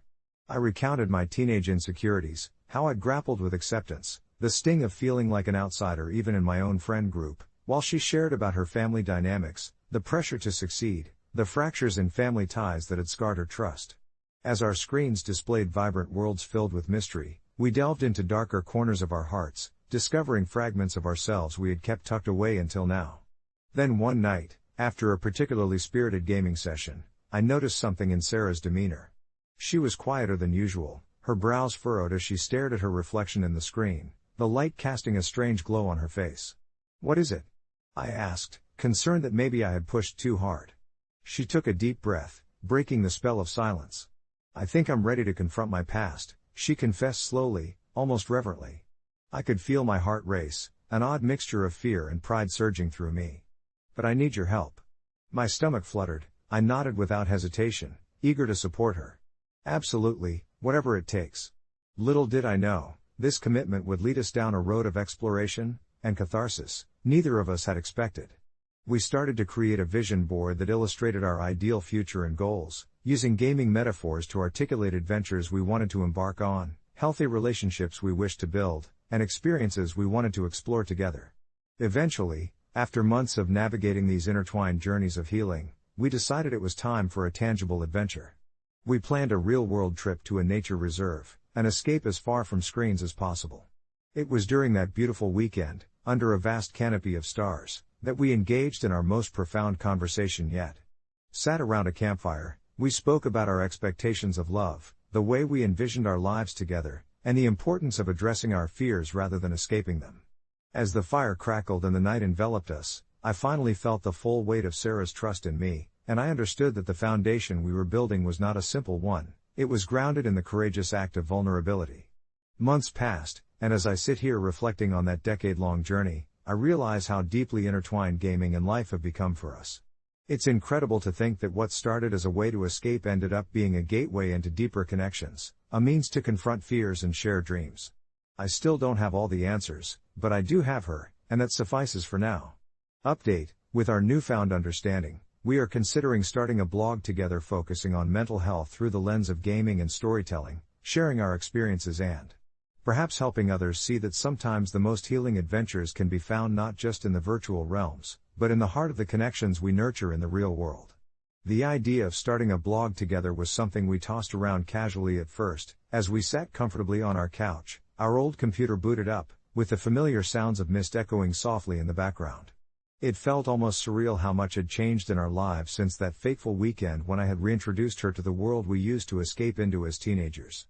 We previously filled our days with unrelated chatter, but now, our conversations bled into something richer, more profound, each word punctuated by shared laughs and silent understanding. As the months went by, we wrote notes after our gaming sessions, capturing snippets of our thoughts and feelings, like how the island's puzzles made us question our own obstacles in life or how our collaborative approach to the game mirrored how we wanted to face challenges together, in the real world. It was during one of those late-night gaming marathons, as I failed to solve a particularly tricky puzzle, that it dawned on me just how much our bond had grown. She gently reminded me that even in our struggles, there was always a way to approach things from another angle. Her calm reassurances and the way she tilted her head in thought while gaming made my heart swell, and I realized how lucky I was to have her by my side, a partner not just in this moving virtual world but in this unpredictable, beautiful life. We finally settled on a name for the blog, Realms of Reflection. It resonated deeply with us, encapsulating the idea that gaming isn't just about escaping reality, it's also about wrestling with our innermost thoughts and experiences, providing a safe space to explore who we are individually and as a couple. When we published our first post, I remember the combination of excitement and fear swirling within me. The message was simple: gaming could be therapeutic. We shared our journey, the way we navigated through life's challenges, and how our sessions improved our communication and emotional awareness. Each blog entry felt like peeling back the layers of ourselves, exposing our vulnerabilities while inviting others into our shared journey. The warmth of our relationship grew stronger with every comment we received, as fellow readers related to our stories of anxiety and joy, and began to reveal their own tales of love and struggle. It was special to witness the community forming around us, a tapestry woven with shared experiences, making us feel less alone. What truly struck me was a comment from a dedicated reader who thanked us for reigniting her interest in gaming after years of finding it hard to connect with anything. She mentioned how reading about our experiences had encouraged her to pick up an old console and reconnect with her own partner, and the thought that perhaps our words had sparked a rekindling of love in another made my heart ache with gratitude. It was then I knew we were onto something much bigger than I'd ever anticipated. Our online space was not just about us anymore, it had become a vessel for connection, vulnerability, and healing one story at a time. A few months passed, and our blog began attracting a modest following, and with it came invitations to participate in podcasts, panel discussions, and even collaborative projects with mental health organizations. Each opportunity brought both excitement and trepidation. The weight of our stories now had the potential to reach even further. I found myself reflecting back on how a simple game had unearthed so many hidden pieces of my own life, pieces I'd almost lost to the chaos of everyday existence. Being able to share that journey with her was like holding a lamp in the darkness, illuminating the intricacies of our experiences while showing others they too could navigate their unique paths. I'm still navigating my own ebbs and flows, still piecing together the fragments of my fears and dreams, but now I do it with her, and for me, that's more than enough. Then one night, while we sat on our couch in the pale glow of the computer screen, she turned to me. With a twinkle in her eye, she suggested we create a space for people to share their gaming stories, perhaps forming a community where others could glimpse the progression from hardships to healing through the digital and emotional landscapes we explored. I was caught off guard but excited by the prospect. It felt like another adventure eagerly waiting to unfold. As I reached for her hand, the comforting familiarity of that gesture felt historic, like two explorers believing in the infinite possibilities of the paths we walked together. And just as we dove deeper into our ideas, laughter echoing alongside stories of virtual monsters and real demons, and the way we wanted to create meaning through our shared adventures, I felt the weight of everything leading up to that moment lift off my shoulders, making way for a future brightly filled with hope and shimmering with connection. In the end, it all feels seamlessly intertwined, games and reality, light and darkness, fears and comforts. And perhaps, just perhaps, life is a lot like Myst, a puzzle waiting to be solved where every click can lead to an unforeseen doorway, revealing new possibilities while allowing us to form unexpected bonds with each venture. The journey will continue to hold unknowns, but in the midst of it all, I understand I have her, my biggest treasure, my saving grace, and collectively we have people ready to explore their stories alongside us. It was just another late night scrolling through Reddit when I stumbled across the thread that would change everything. Ask Reddit, what are your thoughts on a Reddit-wide ban of X links? The post sparked a debate that ignited something deep within me, intertwining my own life with the virtual chaos of the comments section. My name is Charlie, and like many, I had considered Reddit my refuge, a place where I could hide from the anxieties of daily life. At that moment, though, I was navigating a personal storm. You see, my best friend, Sam, had become obsessed with a specific self-help subreddit that peddled dubious life hacks and questionable motivational quotes. I had seen him spiral deeper into these threads, losing touch with the real world around him. The advice was not only impractical, it blurred the line between inspiration and delusion, and Sam had started to believe every word. I felt like the lone survivor in a sinking ship while everyone around me, including him, jumped overboard for half-formed ideas that only left them floundering. My concern transformed into an internal conflict that crept up on me, whispering questions I was too afraid to voice. Should I intervene? Would it damage our friendship if I called out his fascination with this unyielding stream of pseudoscience? I could envision myself approaching him, a trembling figure trying to pierce through the dense fog of his newfound faith in the absurd. Each day bled into the next, my heart caught in a loop of empathy and frustration as I watched him drift farther away from the person I had known. It wasn't just his obsession, it was how it began to tarnish our connection. Texts went unanswered, our gaming nights cancelled. I felt like a ghost, haunting the remnants of a friendship that was rapidly fading. I wondered if anyone else felt what I was feeling, if any of these Redditors had the same sinking sensation as they typed their opinions, each keystroke echoing with a mix of reasoning and desperation that matched my own chaotic thoughts. Then came the night that everything boiled over. I dropped by unannounced, hoping to break through the barrier he had built around himself. When I walked into his room, it was a shrine to these self-help articles, walls plastered with quotes that floated tentatively on the surface of his reality, mocking our childhood dreams of adventure and inspiration. I stood there, a spectator in my own friend's life, until the wave of disappointment washed over me and crashed into words. Sam, this stuff isn't helping you. You're acting like you've found the magic potion to happiness, but I can't watch you drown in it. You're losing yourself. The silence that followed felt eternal, a chasm carved out by every unread message and every void he had created by immersing himself in the threads of empty promises. The look in his eyes was a mixture of surprise, anger, and something that resembled the fading glimmer of understanding. My heart raced as I prepared for conflict. I only hoped he could see the friendship behind my words, rather than just the accusation. I wanted our bond intact, yet I knew that sometimes, voicing your fears brings clarity, even at the risk of rupture. To my surprise, he didn't lash out. Instead, after a long pause that felt like a spine-tingling eternity, he let out a breath I didn't know he was holding. I guess I didn't recognize it until now. He confessed that he felt lost among the noise of countless suggestions. Our conversation meandered slowly, layers of our friendship peeling back to reveal the insecurities and fears that shaped us both.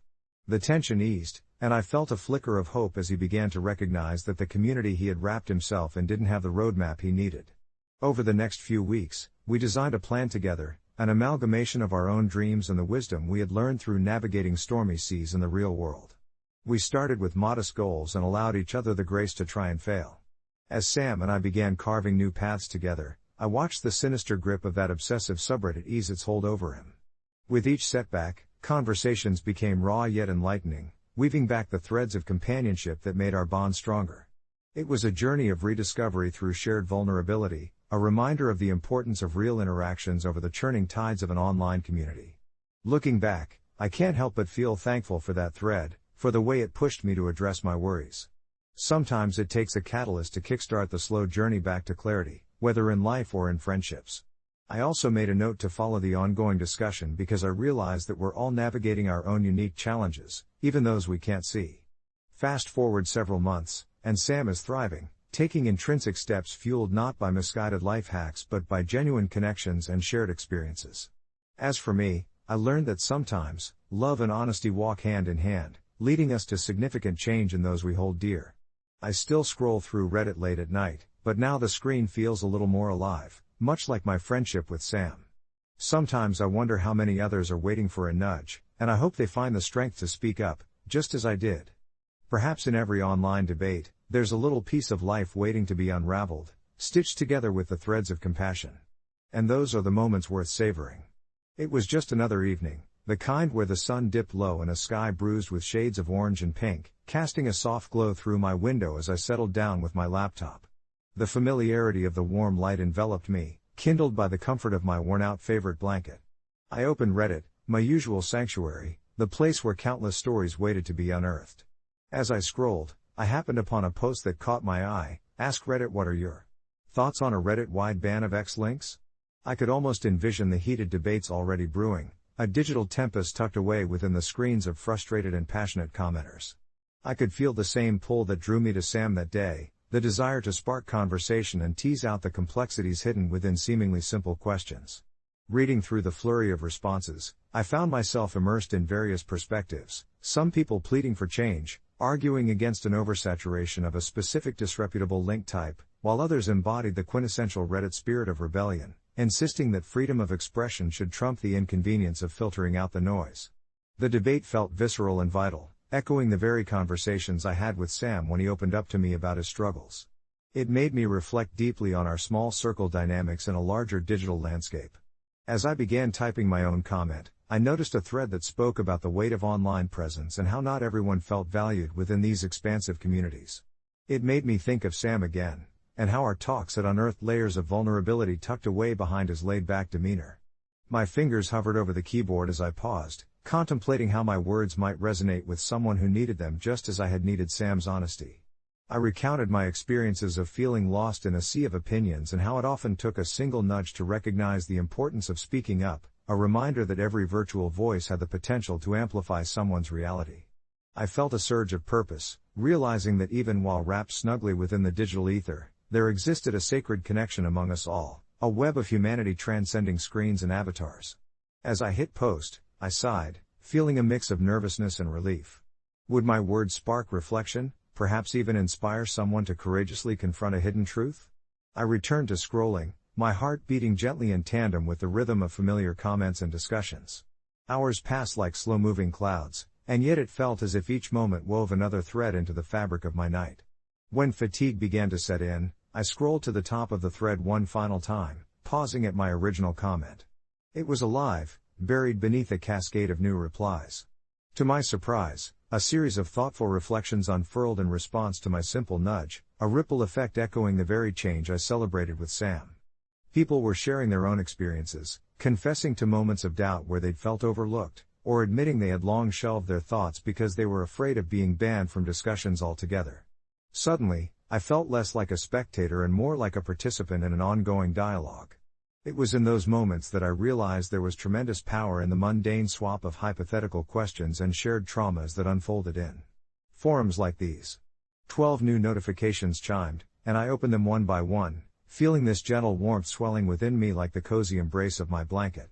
Every response revealed another story, another life that had shifted in some way, shaped by connection and understanding, even strangers acknowledging shared fears, laughter shared over memes, or heartfelt apologies raining down in the wake of misunderstandings. As I finally prepared to close my laptop, a comment stood apart, resonating deep within me. Thank you for reminding me I am not alone. I've been afraid to share my opinion on X because I didn't think anyone would care. It felt like a small victory in a vast sea of anonymity, to know that perhaps my words had found a home in someone's heart. A soft smile crept across my face as realization settled in that this digital space could be an oasis from the world's coldness, a realm where compassion thrived, just like the companionship I had found with Sam. Slipping into bed, I let the day's conversations weave into my dreams, and I thought of how often we confine ourselves within imaginary barriers while the universe pulses around us, inviting us to let go and embrace the voices that dance in the shared air. It occurred to me that sometimes, love and honesty could extend beyond our immediate circles, reaching out through the vastness of the internet, waiting patiently for those brave enough to grasp them. Yes, it was a lovely evening after all, both in the digital realm and in my soul, and as I drifted off, I held on to the hope that tomorrow might bring another story worth telling, reminding me anew of the power of our connections, wherever they may live. The next day, I found myself wandering through the familiar threads of my favorite subreddits, my heart slightly lighter than it had been before. There was something comforting about diving into the stories of strangers, each post radiating a raw vulnerability that could resonate with the loneliest of souls. I clicked on a thread titled "What are your thoughts on a Reddit-wide ban of X links?" Instead of the usual memes and snarky comments, the replies were a tapestry of experiences showing just how intertwined our lives could be. People were discussing issues related to the controversial links, which often led to discussions about relationships, trust, and the very essence of sharing our experiences online. One user, who I later learned was named Hannah, shared a heartfelt confession about a past betrayal that had occurred because of one such link.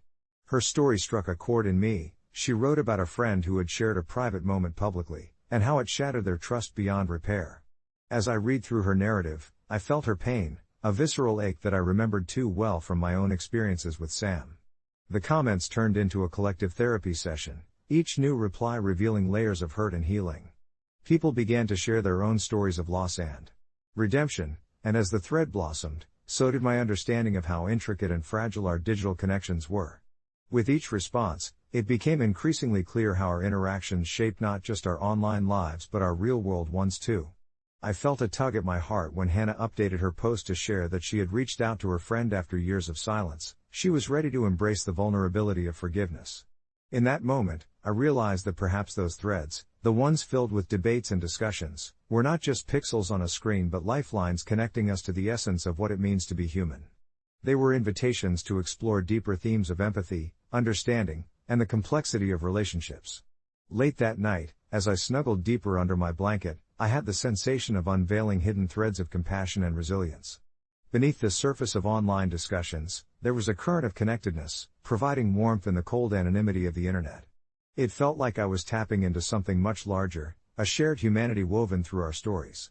My mind drifted back to my friendship with Sam and how our candid conversation had nurtured a garden of trust where none had stood before.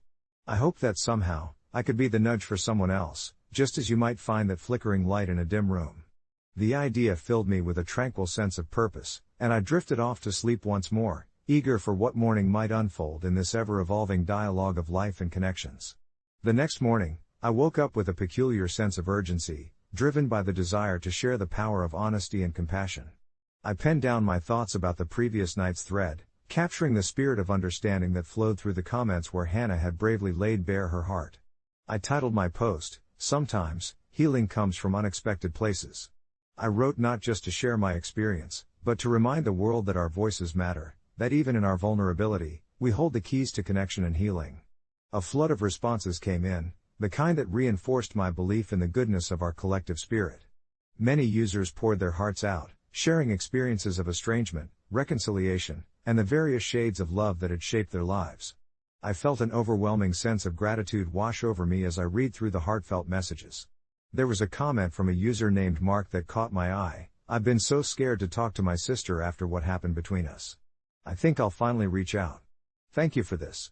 At that moment, I realized this little act of sharing might have a ripple effect, nudging someone toward courage, just like my connection with Sam had. Later in the day, I received a direct message from Hannah, thanking me for my post. She told me she had sat down with her friend, and they had both ended up crying over coffee, airing the grievances that had festered for far too long, and began to mend what they thought was irreparably broken. It struck me how interconnected our lives truly were, threads weaving through one another, forming patterns of sorrow and joy. Each interaction, every reply, was a whispered invitation to open up, to engage, and ultimately, to heal. For the first time in a long while, the universe felt like it was affirming my existence, holding up a mirror to reflect the shared stories and triumphs over adversity. As the sun dipped below the horizon, I took a moment to reflect on how far we'd all come, in our little corners of the internet and within the overlaps of our lives. It dawned on me that no matter how daunting the world could seem, we had the power to bring light to dark places, share warmth in cold corners, and cultivate understanding from vulnerability. Maybe every post was a chance for connection, a potential to stir something deep within the hearts of others. The universe was still out there, waiting to be embraced, and as I tucked into bed that night, I couldn't help but smile softly, thinking of all the stories yet to unfold, the lives yet to touch, and the love that would ripple far beyond what I could see. I held close the hope that tomorrow might again bring forth another connection threaded with compassion, another invitation to lean into our shared humanity, and perhaps even a few more moments worth savoring. It was during one of those sunny Saturday mornings, where the golden light streamed through the kitchen window, casting a warm glow on the coffee maker and the half-eaten croissants on the table, that I found myself embroiled in an unexpected argument with my sister, Anna. I had always thought of my sister as a free spirit, the kind of person who danced to her own tune, but that morning revealed a side of her I struggled to comprehend. Anna had recently moved to a small, picturesque town after marrying a local artist, and this new life appeared to be flourishing in its own quirky way. We were enjoying our usual brunch when she casually revealed her plans for her 5-year-old daughter, Molly. "I think it's really important for her to be immersed in her heritage, you know? I want her to learn Spanish, to speak it fluently before English," she said, as she sipped her herbal tea, her expression blissfully unaware of the storm brewing within me. I paused mid-bite, a piece of croissant almost falling from my lips as my fork hovered between the plate and my mouth. "But why not both?" I asked, incredulous. "It's a great idea to be bilingual, but why skip English? This is America, she'll need that language to thrive." Anna looked at me as if I had just suggested burning her favorite art piece. "Why is teaching her English so critical? Spanish is part of our identity. I want her to embrace that." It was the kind of statement that cut deeper than I anticipated, and I felt a flicker of anger rising in my chest.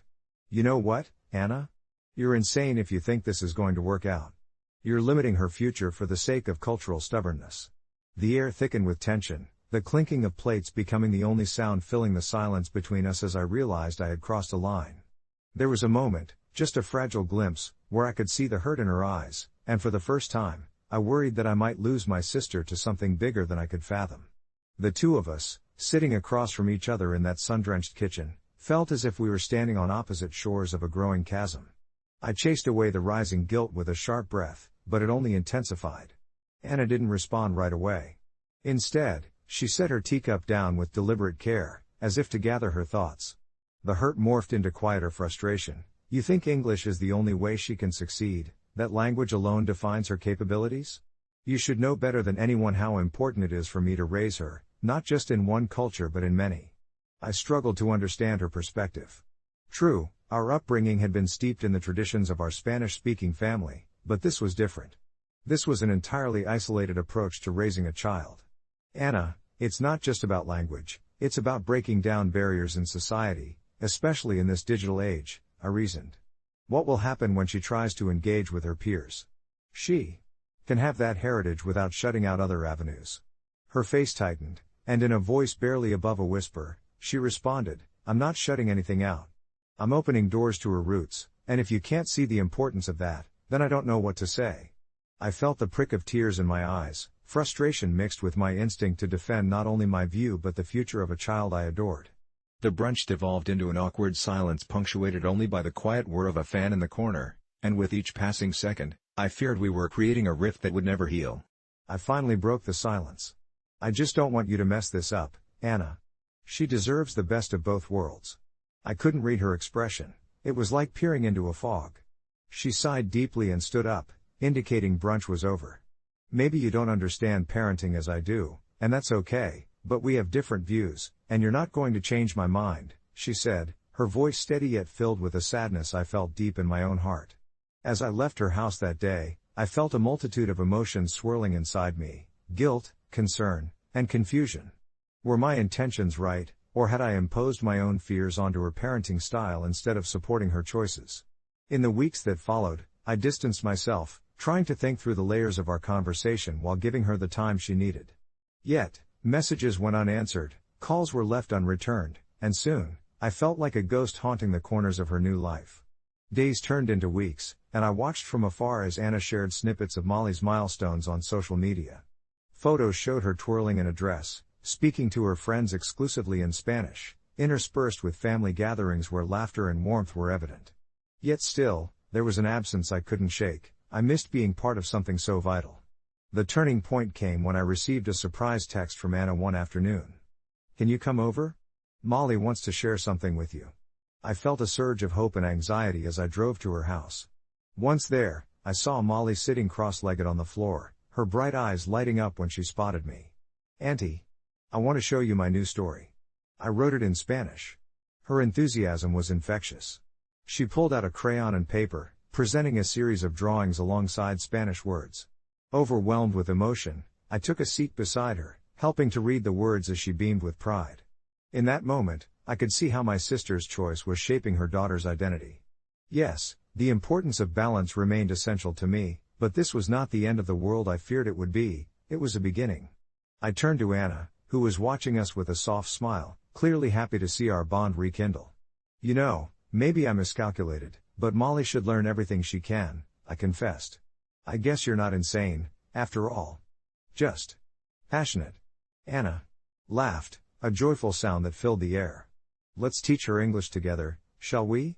As we sat together, sketching bilingual stories alongside a bright girl full of dreams, I felt a weight lift. It was in this shared experience that I realized understanding often grows from the seeds of difference, and sometimes, the best way to support someone you love is to embrace their choices, even when the logic of it doesn't fully resonate. In the months that passed, we built bridges back to each other, teaching Molly the values of her heritage and the languages of the world.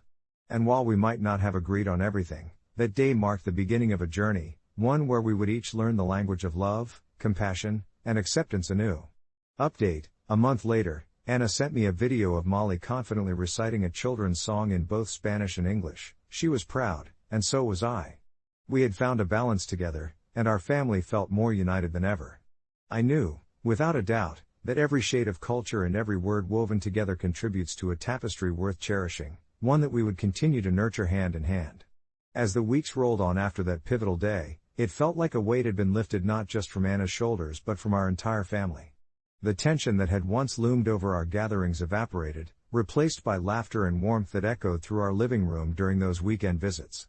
I remember one particular Saturday vividly. The sun shone bright through the kitchen window as Anna prepared an elaborate brunch, her hands busy mixing batter for pancakes while the faint sound of children's laughter danced in the air.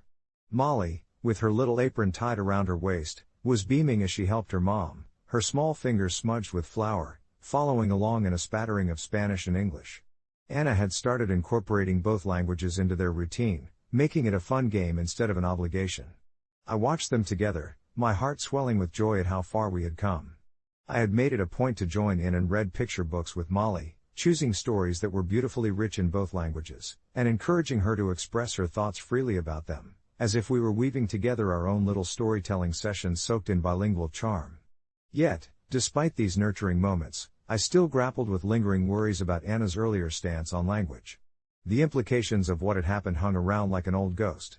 I often found myself questioning whether we'd truly harmonized our approach or if this newfound balance was temporary, a gentle breeze during a fragile season.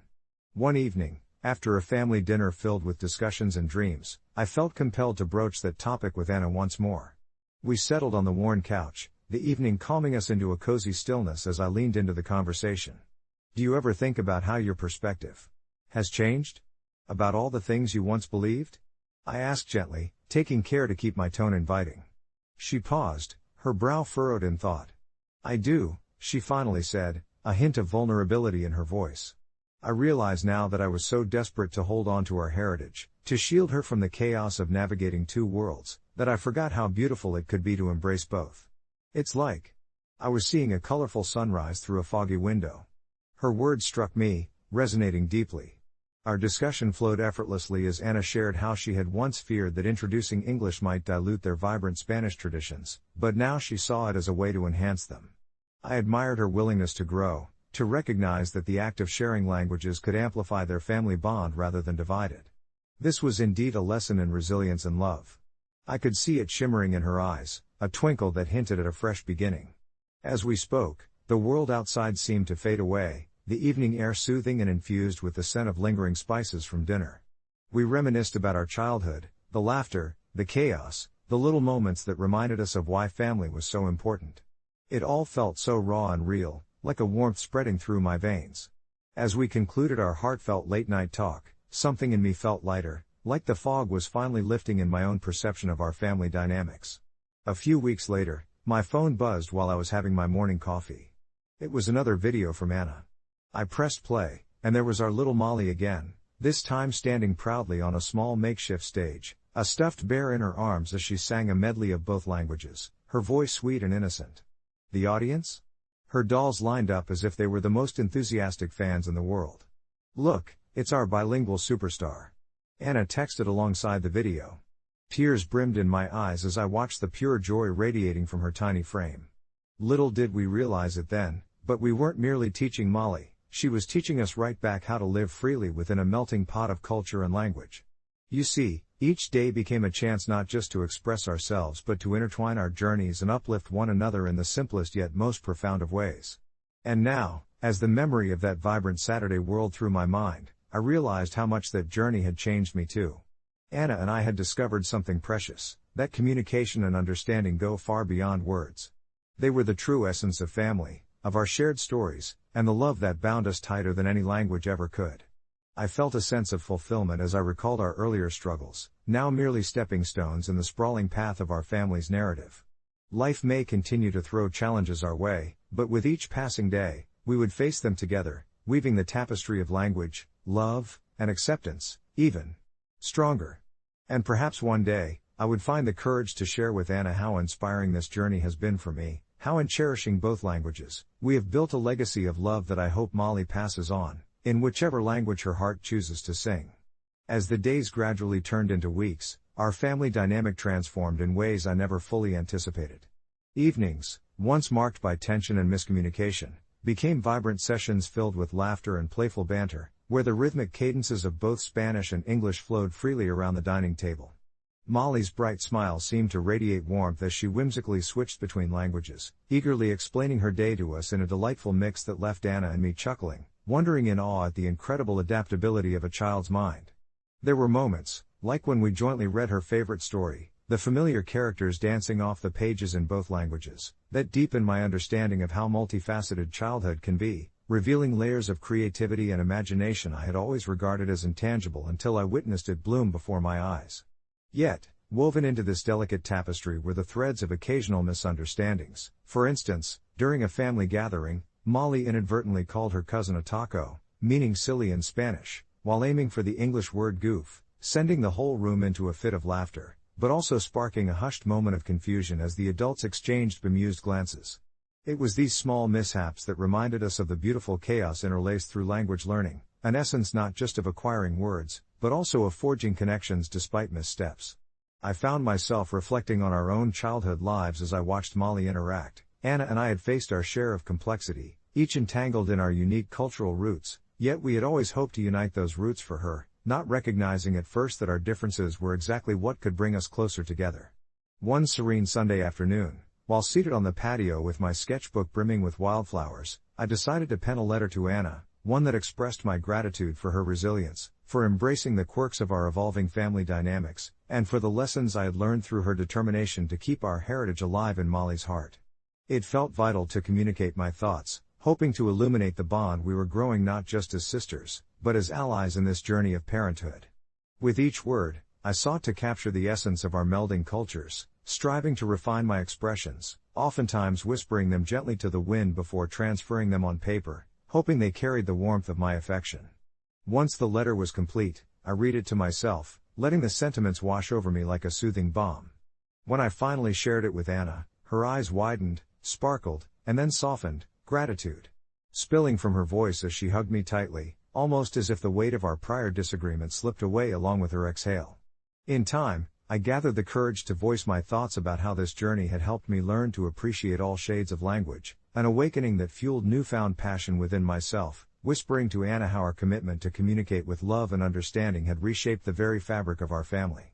We agreed that we were forging a unique identity, nestled between our cultures, where the love we shared cared less about keeping score on which language was spoken when, and more about the emotional resonance behind every word, how a simple gracias could hold as much heart as thank you. This perspective brought us further together, allowing me to breathe easier in the warm embrace of our joint aspirations for Molly. As the seasons shifted, I often caught glimpses of Molly giggling with her friends, blending her playful banter, reminiscent of a little polyglot conquering the world with every cheerful note. One particularly vibrant afternoon, she elatedly invited her friends over for an impromptu language day in our backyard, where they huddled around crayons and paper, inspiration struck, and a flurry of illustrations of their favorite things burst forth, words fluttering between language borders like butterflies setting free. It struck me in that moment how these budding relationships would someday define her place in the world, building bridges and embracing differences with an open heart. I felt something shift inside, a blossoming of hope and a profound commitment to being a supportive figure in her life, as I knew deeply that no matter where her journey led her, we would be there as her unwavering support. Looking back now, the journey we embarked on was not merely about language, it shaped the pillars of our familial relationship, showing us the incredible strength found in vulnerability, teaching us that acceptance isn't always about being right or wrong, but rather about cultivating an environment filled with compassion and open-ended questions, nurturing apples from both our trees, allowing them to grow together in a delightful orchard. Those initial struggles now felt like whispered lullabies, reminding me of the beauty residing within patience, and as I closed my eyes at night, I felt a sense of peace wrap around me like a cozy blanket, grateful for the families we've built through honesty and love, knowing that this was just the beginning of a brighter story unfolding before us. It's funny how a single moment can change everything, especially when you've poured your heart and soul into something that ultimately feels like a grand betrayal. I've been a dedicated fan of the show through the veil since its first season, drawn in by the intricate world building and the intricate relationships between characters. Each week, I'd gather with my small circle of friends, popcorn in hand, eagerly speculating about plot twists and character arcs. The show was more than just a pastime for us, it was a tapestry where our own experiences wove into the complex narratives playing out on our screens. But then came the final season, a season that was supposed to tie up years of storytelling in a satisfying bow. Instead, it felt like the showrunners had taken a megaphone to our cherished theories and shouted, "We don't care." I still remember the day the finale aired, a mix of excitement and dread swelling in my chest. As the hours approached, I could feel the electricity running through our group chat, with everyone sharing their thoughts, their hopes for the characters they had come to love as much as old friends. However, as the credits rolled on what was supposed to be our grand finale, I sat in stunned silence, my friends too, eyes wide. The plot had twisted in the most bewilderingly unsatisfactory manner, characters acted entirely out of character, beloved story arcs were abandoned, and the core relationships that had developed over several seasons were discarded like yesterday's news. It felt personal, like the creators had flipped the bird to all the fans who had invested emotionally and financially in the series. I spent that entire night tossing and turning in bed, the disappointment gnawing at me. Everyone else seemed to shrug it off, chalking it up to artistic freedom, but I couldn't shake the sense of betrayal. I finally decided to write an impassioned letter to the network, pouring my heart out about the discontent amplifying among the fanbase, wondering if they understood the consequences of their choices. Deep down, I knew it was just a show, but as I watched my friends spark up the next day about a different series, a hollow feeling settled in. I had hoped that my voice could spark some change, or at least get a response, but instead, I got silence, and I felt simultaneously mature and ridiculous for having staked a part of my identity on a fictional narrative. The punch to the gut feeling persisted for weeks. One evening, I found myself at a local cafe tucked away from the world, nursing a cup of herbal tea, when I overheard two baristas discussing their own feelings about the episode. They were joking about how they had been let down, but their banter soon spiraled into what those characters could have done differently. I felt an unfamiliar camaraderie. Leaning over, I pitched in with my own thoughts, and soon the conversation grew like wildfire, echoing our group's frustration but freeing me from my solitude. People I had never met were validating my feelings, and it struck me that perhaps I wasn't alone in my disillusionment with the show. I posted on a fan forum, seeking a space to air my grief, and found a chorus of voices just as disappointed. We shared theories that could have salvaged it all, and gradually, the weight of disappointment began to lift as we created our own alternate endings. It became therapeutic. Instead of focusing on the betrayal, we forged new paths for the characters and laughed together about the absurdity of it all. Each day brought fresh creativity, a collection of plot lines that would ironically remind us why we loved the show in the first place.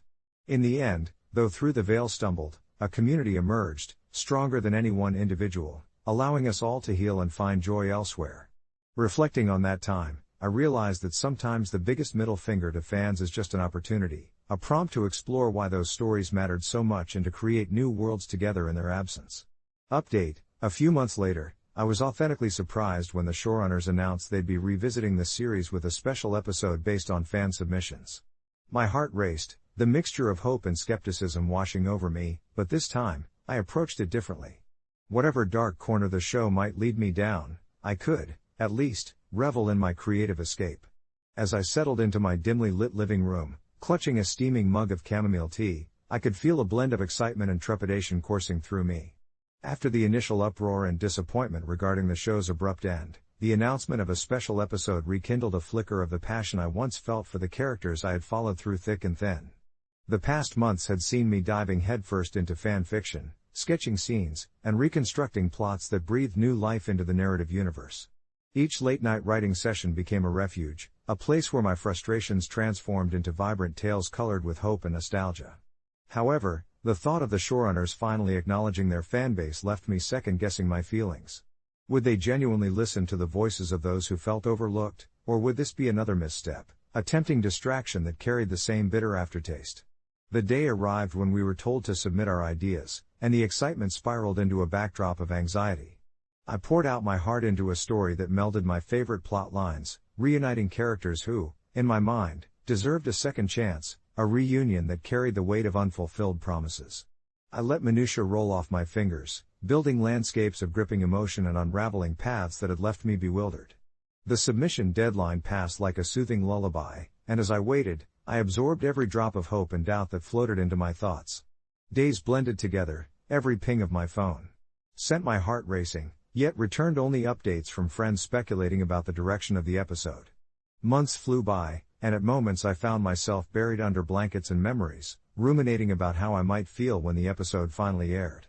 Would my favorite characters retain their essence, or would they fall victim to the very fickleness of storytelling I had tried to escape?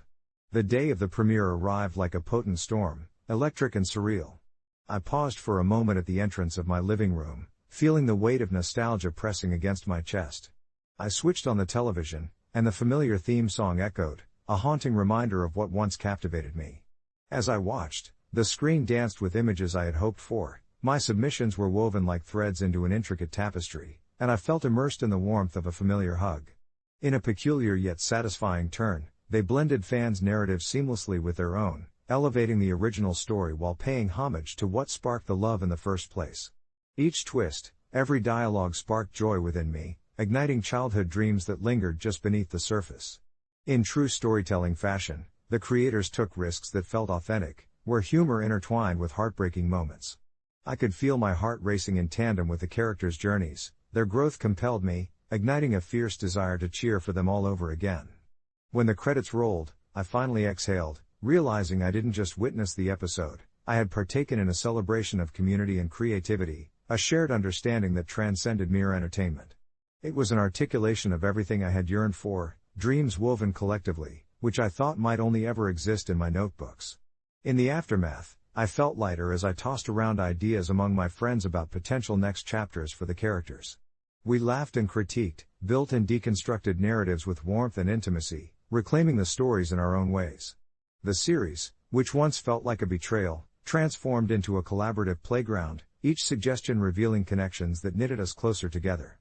As the days turned into weeks, I embraced those feelings of nostalgia without the suffocating grip of bitterness. Instead, I chose to revel in the journey. Looking back on everything, I realized how a supposed middle finger from creators spawned a rich exploration of passion, friendship, and creativity in reclaiming something profoundly shared. I realized, too, that sometimes the stories we hold dear can slip through our fingers, but are never truly lost.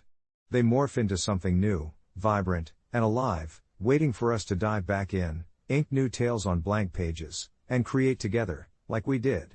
And with that realization, the darkness that once clouded my vision faded, offering a glimpse of endless possibility. Perhaps we are the architects of our stories, even if they're borrowed from the flicker of a screen or the ink of another's pen. With that realization simmering in my heart, I dove into the fan submission process with a mixture of enthusiasm and trepidation. The online forum had become a whirlwind of creativity, buzzing with ideas that both thrilled and terrified me.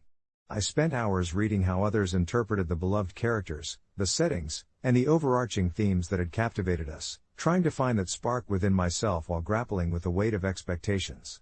Each submission echoed the pads of 1,000 eager feet, pushing against the gates of our collective nostalgia, and I found myself swept up in the wave of brainstorming sessions with my friends.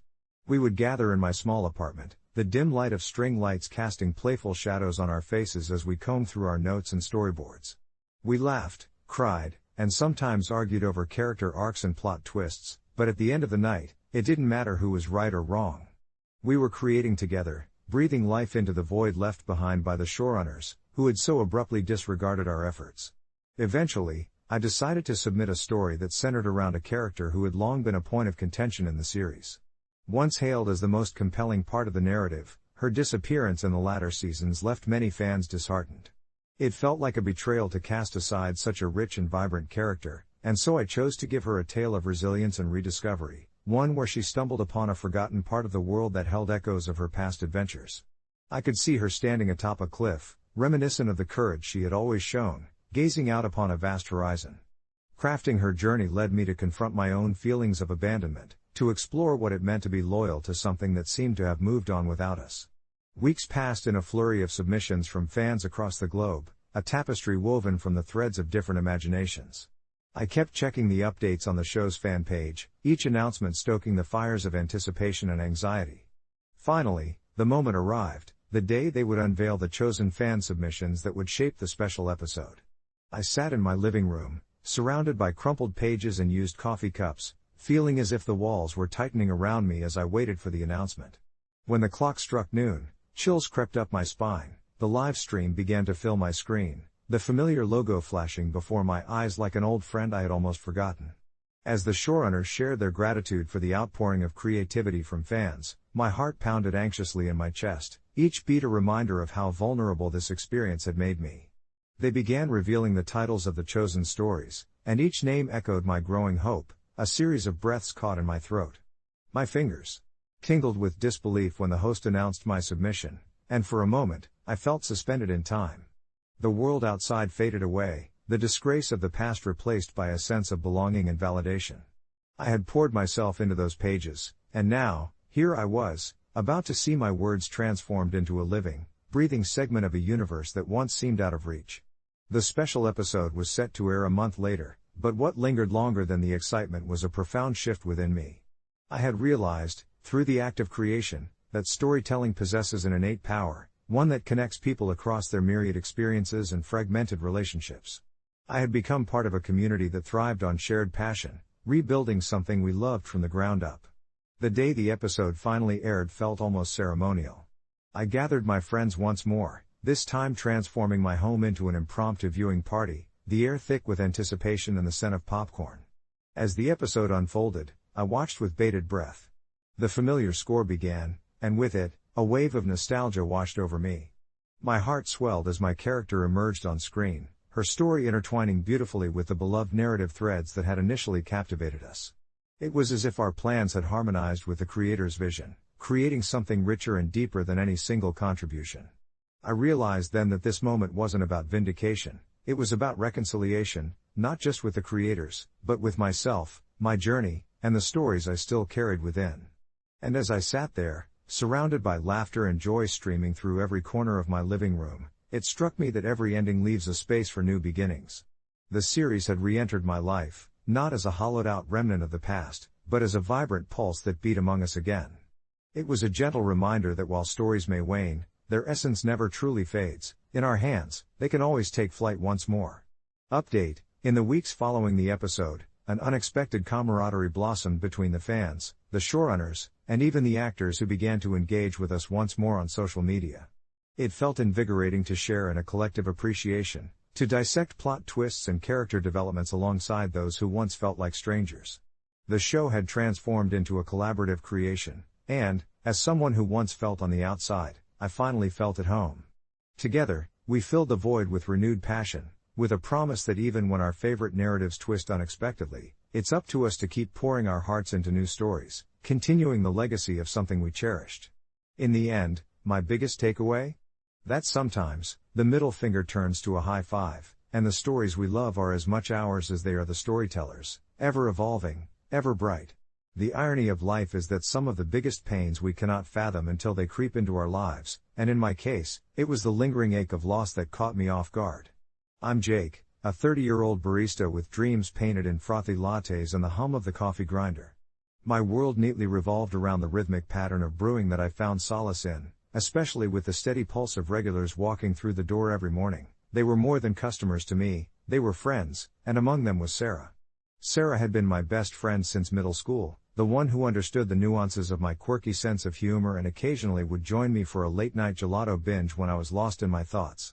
However, in the world of adulthood, where responsibilities shift like sand, I began to perceive a tension that hung like fog over our friendship.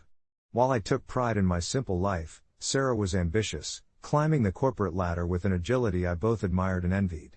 It was a clash of worlds. She applied for jobs in bustling cities while I remained rooted in our sleepy town. And then, she got the job, an incredible offer in New York City that felt like a tornado sweeping me off my feet, leaving behind the comfort of our routine. On her last night in town, we met up at our favorite spot, a cozy little cafe resembling a time capsule from our childhood, its walls adorned with photos and art from local artists. I remember the way her smile flickered. Behind her bright eyes loomed that unspoken worry. How would we keep our connection intact once distance intervened? I was encouraged to celebrate her success, but deep down, the thought of losing my anchor began to gnaw at me. Hours turned into laughter, and we vowed to video chat and text often, but as we each hugged goodbye, I felt an unexpected wedge forming between us, one I couldn't pin down until it was too late. In those first few weeks after she left, I convinced myself I would be fine. I threw myself into work, entrenched in the comfort of espresso machines and friendly faces, but I slowly realized no amount of caffeine could fill the void Sarah left behind. The moments we once shared were replaced by empty evenings spent scrolling through pictures of her city exploits, and I grew bitter with jealousy over her seemingly perfect new life. I watched her flourish on social media, her photos lit up by the city skyline while I stayed put in our town, feeling like a spectator in my own life.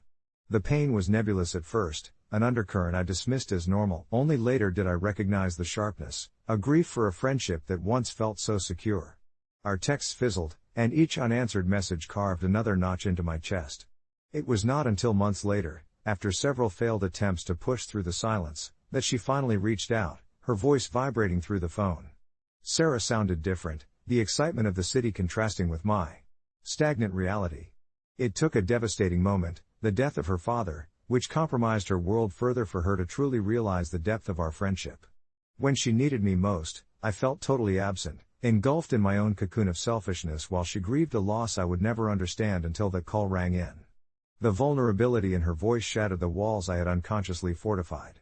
I booked a flight the very next day, my heart racing with indecision but driven by an urgent instinct to be there for her. Standing in her tiny New York apartment, the scent of cinnamon and candles replaced the coffee from home, everything felt surreal. As she opened the door, we simply fell into each other's arms, tears tracing the lines of laughter and love that had once defined us. We ate takeout on the floor while I listened to stories of her father, each word another brick in a wall we began rebuilding together. In those moments, I realized how easily we underestimate the weight of missing someone until time digests the unspoken emotions.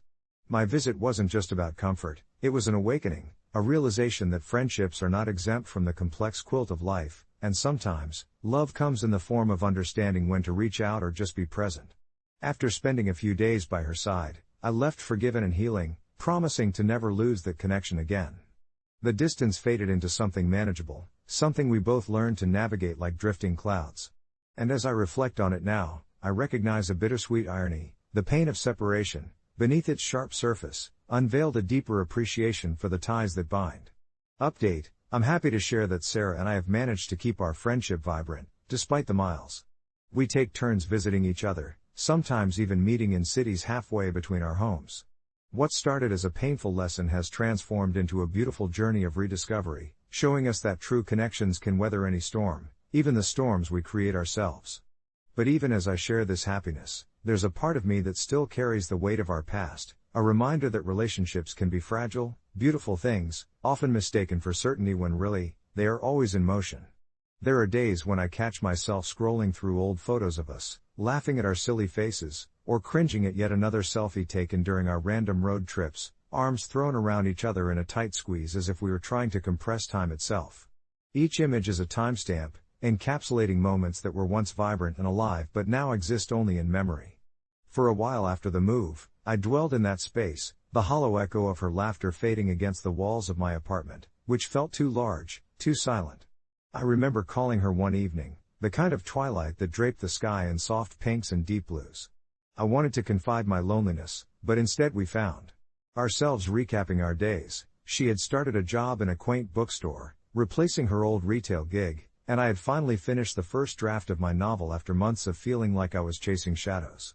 Those conversations became a lifeline for both of us, threads pulling us through the haze of change. At the same time, I began to realize that the pain of separation was not only about missing her presence, it was about confronting the ghosts of unspoken words and things left unsaid. During one of our late-night calls, Sarah mentioned something that struck me like a rogue wave crashing into the shore. She was talking about how people underestimate the pain of being alone, mistaking it for mere solitude, a simple trait of independence. "It's different when it's chosen," she said, the fragility of her tone allowing me to sense the weight behind her words. "But when it's forced upon you, it feels like a wound that's deep but never really injures the skin." I sat in silence as her words echoed in my mind, tracing a path through my heart. I never fully grasped that distinction until now. It brought clarity to my own struggle, one that became a constant companion in my new life. I started jotting down my thoughts in a journal, letting the ink spill onto the pages whenever the silence became too loud, remembering not only the bright memories of us together but also the weight of distance between. I began to attend a small writer's retreat in a nearby town, hoping to find fresh inspiration and maybe meet some new people. To my surprise, I found others sharing similar feelings in the hum of long storytelling nights, tapestry outreach sessions where vulnerability felt like an open invitation rather than a burden. It didn't take long for me to bond with a small but diverse group, a mix of aspiring poets, established novelists, and sensitive souls who, like me, were navigating their own shifting landscapes. They weren't replacements for Sarah, rather, they became companions on this unexpected journey. One of them, Liam, an insightful guy with an old soul, often encouraged me to embrace the ache of separation as an artistic tool instead of a hindrance. He said, "When you feel that gnawing emptiness, let it fill you with understanding. It's a part of you now."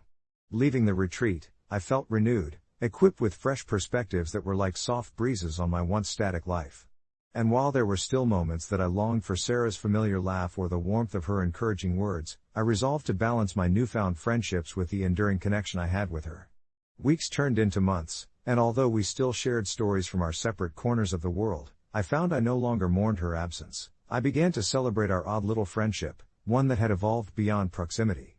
With time, I understood that distance does not diminish the depth of love. Instead, it can broaden its horizon, allowing us to redefine what companionship means.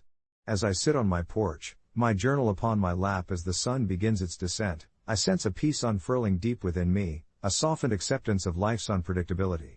It is a fluctuating tapestry, after all, woven with threads of laughter and threads of sadness, both necessary to create something uniquely beautiful. Life is a trickster in that way, and sometimes, the very separation we dread can lead to profound realignment, nurturing the roots of connection in surprising ways.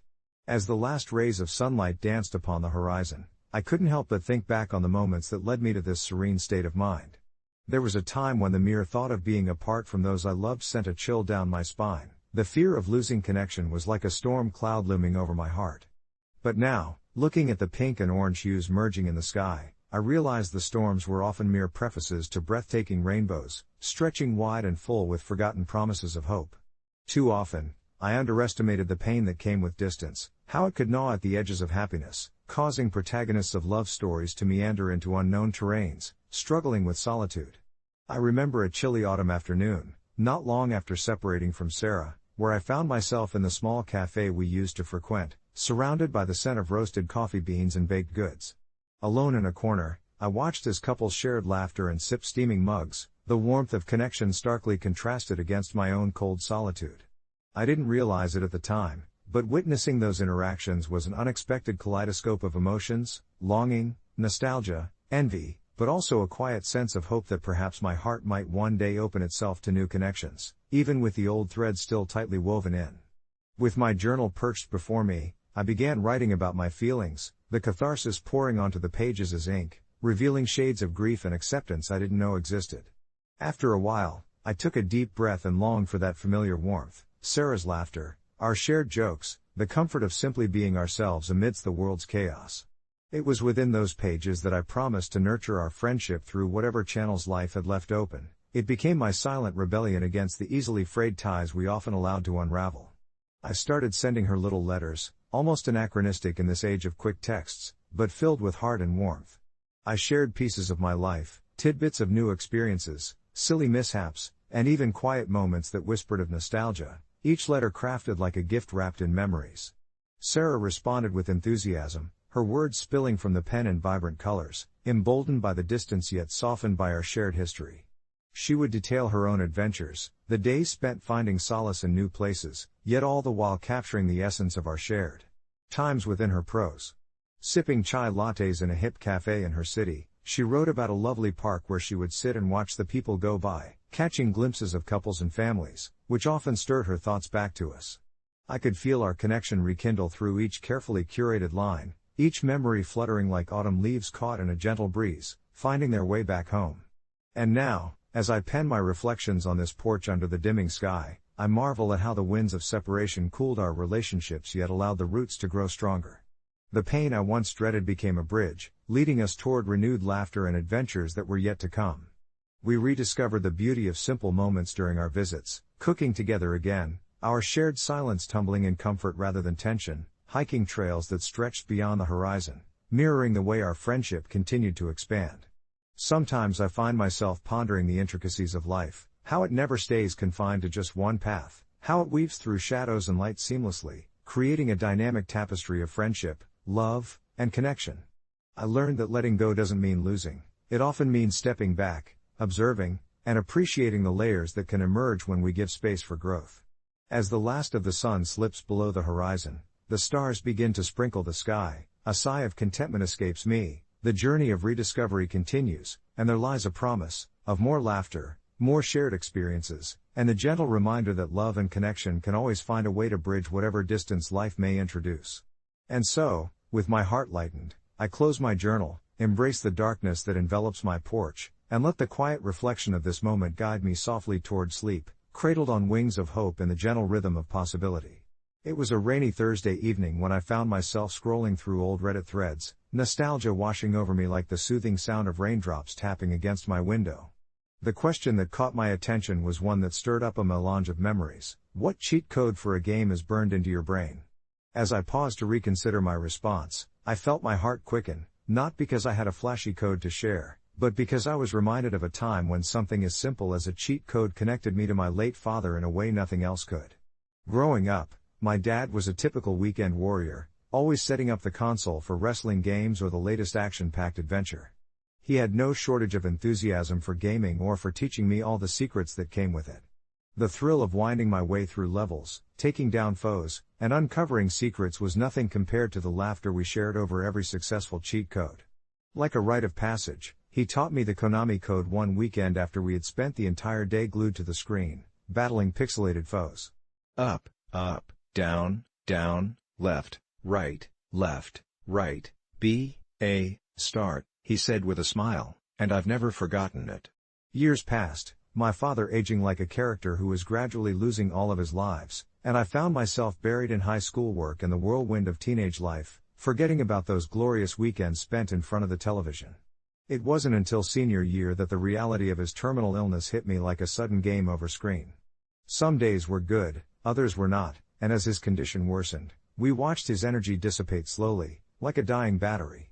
On one particularly grim day, when sadness hung heavy in the air punctuated only by the hum of breathing machines, I knew I needed to touch base with my father, remind him of the lighter times.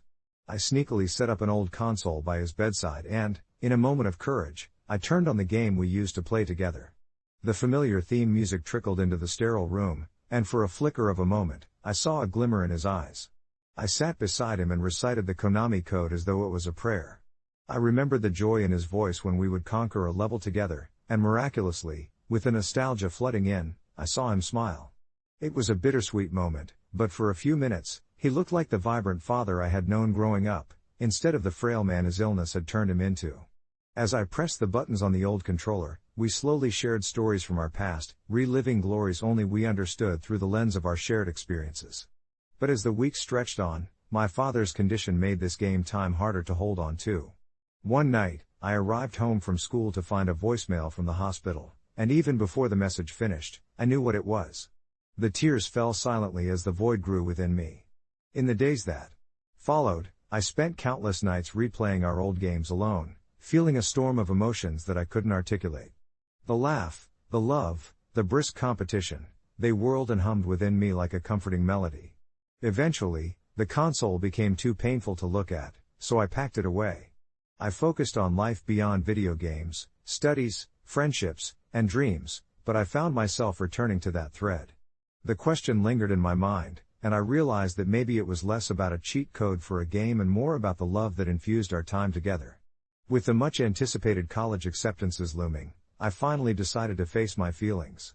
Heart heavy, I dug out the old console one final time, and although it had gathered dust, it represented a fragment of my past. Placing it back in the living room, I took a deep breath, and spoke aloud, up, down, left, right, B, A, start. That night, I played until the sun began to rise, rediscovering pieces of myself I thought I had lost. I promised myself to cherish not just the game but the lessons surrounding it, the code forever embedding itself in my heart, a reminder of the connection I shared with my dad. Life isn't just about the games we play or the cheats we know, it's about the people who make those experiences meaningful. A few months later, the void still ached but my heart felt oddly light. I found myself on Reddit once again, only now I was more interested in sharing my story rather than simply reminiscing. I hesitated briefly, wondering if my experience was worthy of being shared.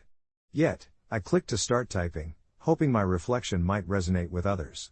After posting, I received a flood of messages, some filled with empathy, others with stories mirroring my own experiences. It was as if a community had wrapped around me, reminding me I was never alone, that the code I recited had a warmth that extended beyond mere pixels on a screen. Sometimes it takes heartache to rediscover joy, even amid the most difficult circumstances, and as those weeks turned into months, I began to heal. The familiarity of the thread would transform into lifelong connections. I realize now that while video games may hold codes, love and memory are the truest cheats, equipping us to rise above and carry on in remembrance of those we cherish. In the gentle embrace of those newfound relationships, I found solace in late-night chats that spilled into dawn, where the shared vulnerabilities of strangers morphed into the pillars of my resilience. Each message came like a cheat code, unlocking pieces of laughter and encouragement just when I thought I'd exhausted my will to get up. When my days felt colorless, I'd delve into the Discord server dedicated to our favorite game, where familiar usernames glowed in the dim light of my screen, like beacon signals in a fog. We spoke of our lives, the burdens we bore beyond the avatar skins and level-ups, and I learned that each of us bore scars, those remnants of heartache that reminded us of our humanity. One evening, as I sought refuge in the warm glow of my monitor, a fellow gamer named Jenna shared a card game she'd invented to cope with loss. Its mechanics were simple. Each participant would recite a memory linked to someone they missed, and with each memory shared, they would place down a card, creating a collective tapestry of longing and love. It was a healing exercise wrapped in fun, and I craved to participate, to share my pain and witness theirs. I soon learned that her unexpected vulnerability had a ripple effect. It opened doors to conversations I'd long avoided, opportunities to honor those I'd loved, and yes, even laugh at the quirky antics of my digital counterparts. That weekend, we held our first live game session over a video call, the virtual space overflowing with laughter as nostalgia washed over us like the tide pulling at a shoreline. With every story that was shared, there were gasps and bursts of laughter, the kind that dances at the edge of each syllable, transporting us back to simpler times. I could feel my heart uncoil a little, the heaviness of my grief loosening its grip, if only temporarily. I recalled a game where the protagonist could pause time, a code I'd entered too many times, where in that temporary stillness, I could gather my breath, reflect on the path taken, and, perhaps, reinvent myself anew for the journey ahead. Sharing memories with Jenna and the others felt akin to pressing that button, to freeze a moment while pain and joy collided, reshaping the landscape of my soul. Days turned into weeks, and I grew accustomed to their digital companionship, and though I had initially feared repetition would lead to dullness, I found the opposite to be true. New thoughts would spring forth, each more vivid and surprising, as we built a shared lexicon filled with inside jokes and heartfelt notes.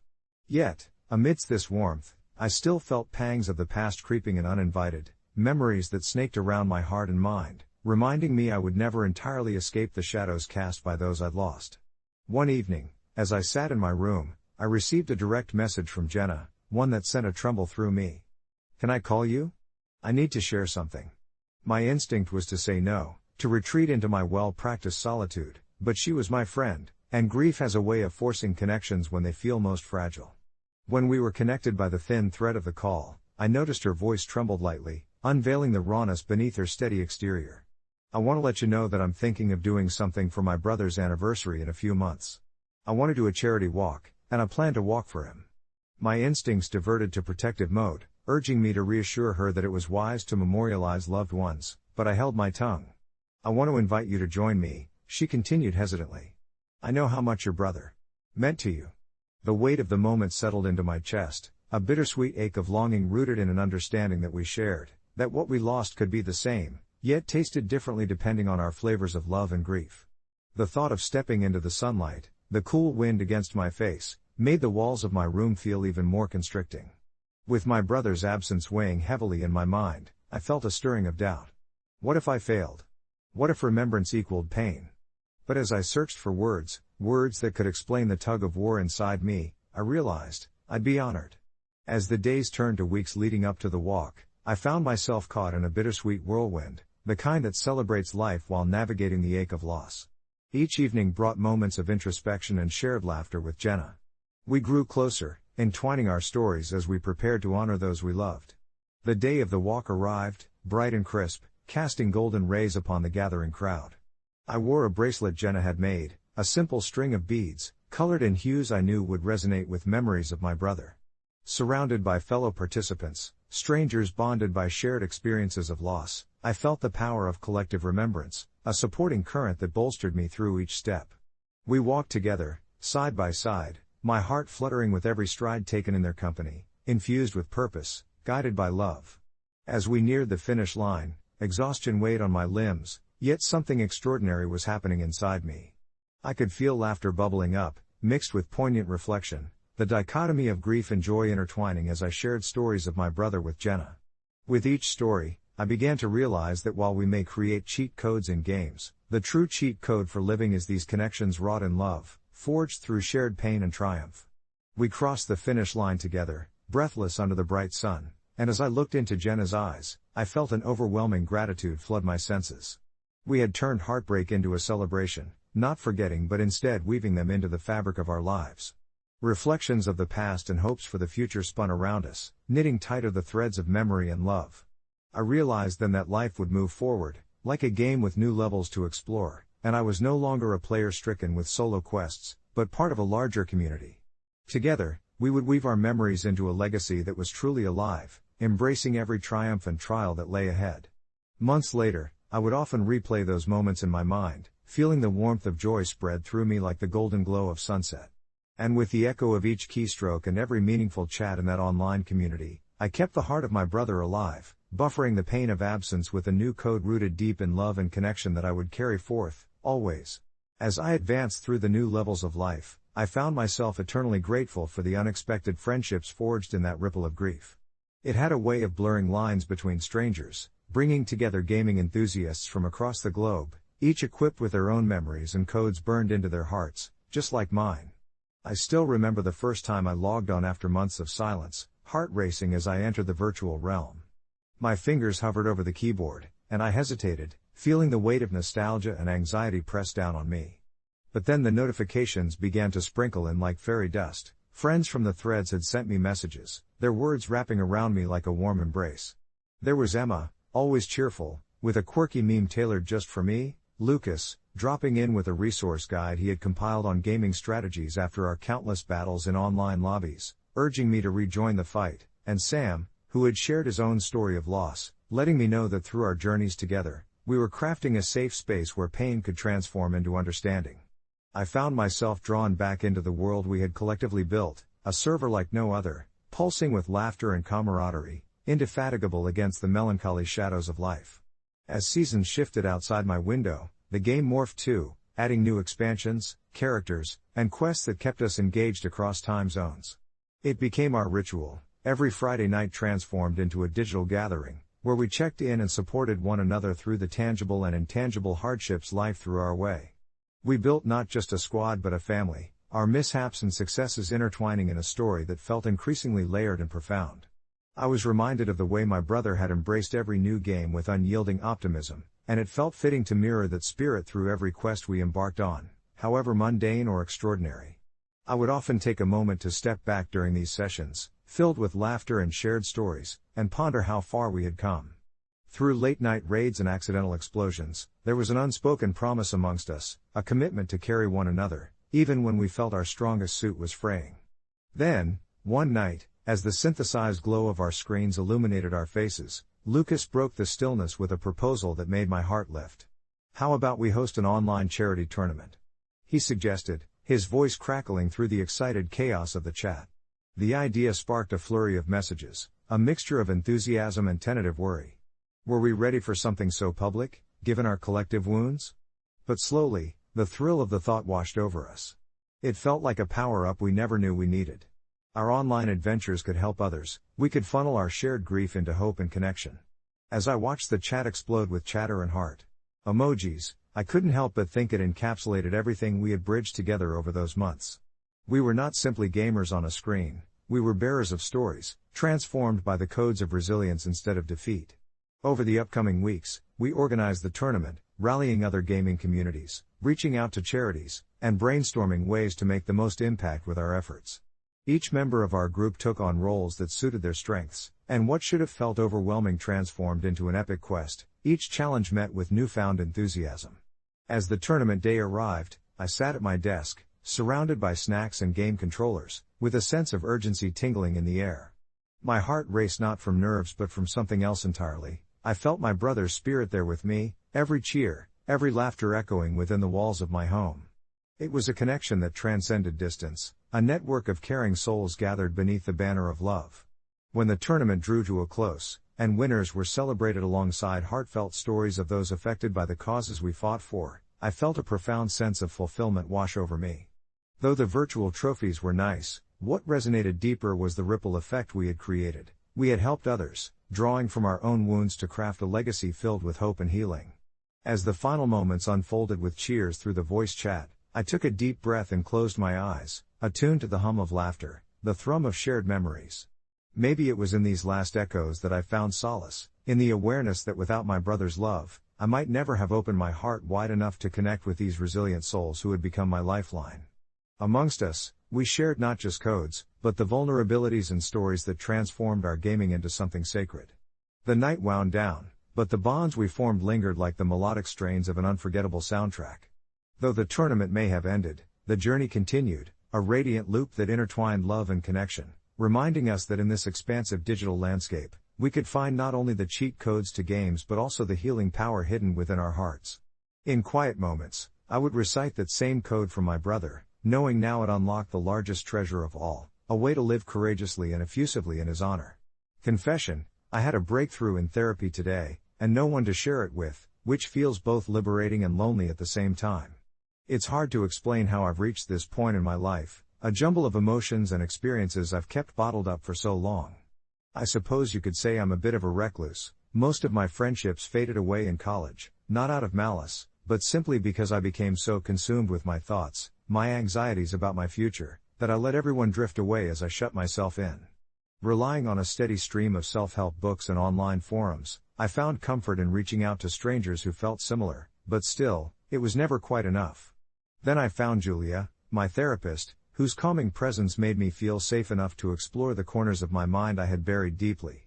It was in her cozy office, with its warm light glowing softly from vintage lamps and the scent of peppermint tea wafting through the air, where I finally confronted my fears head-on.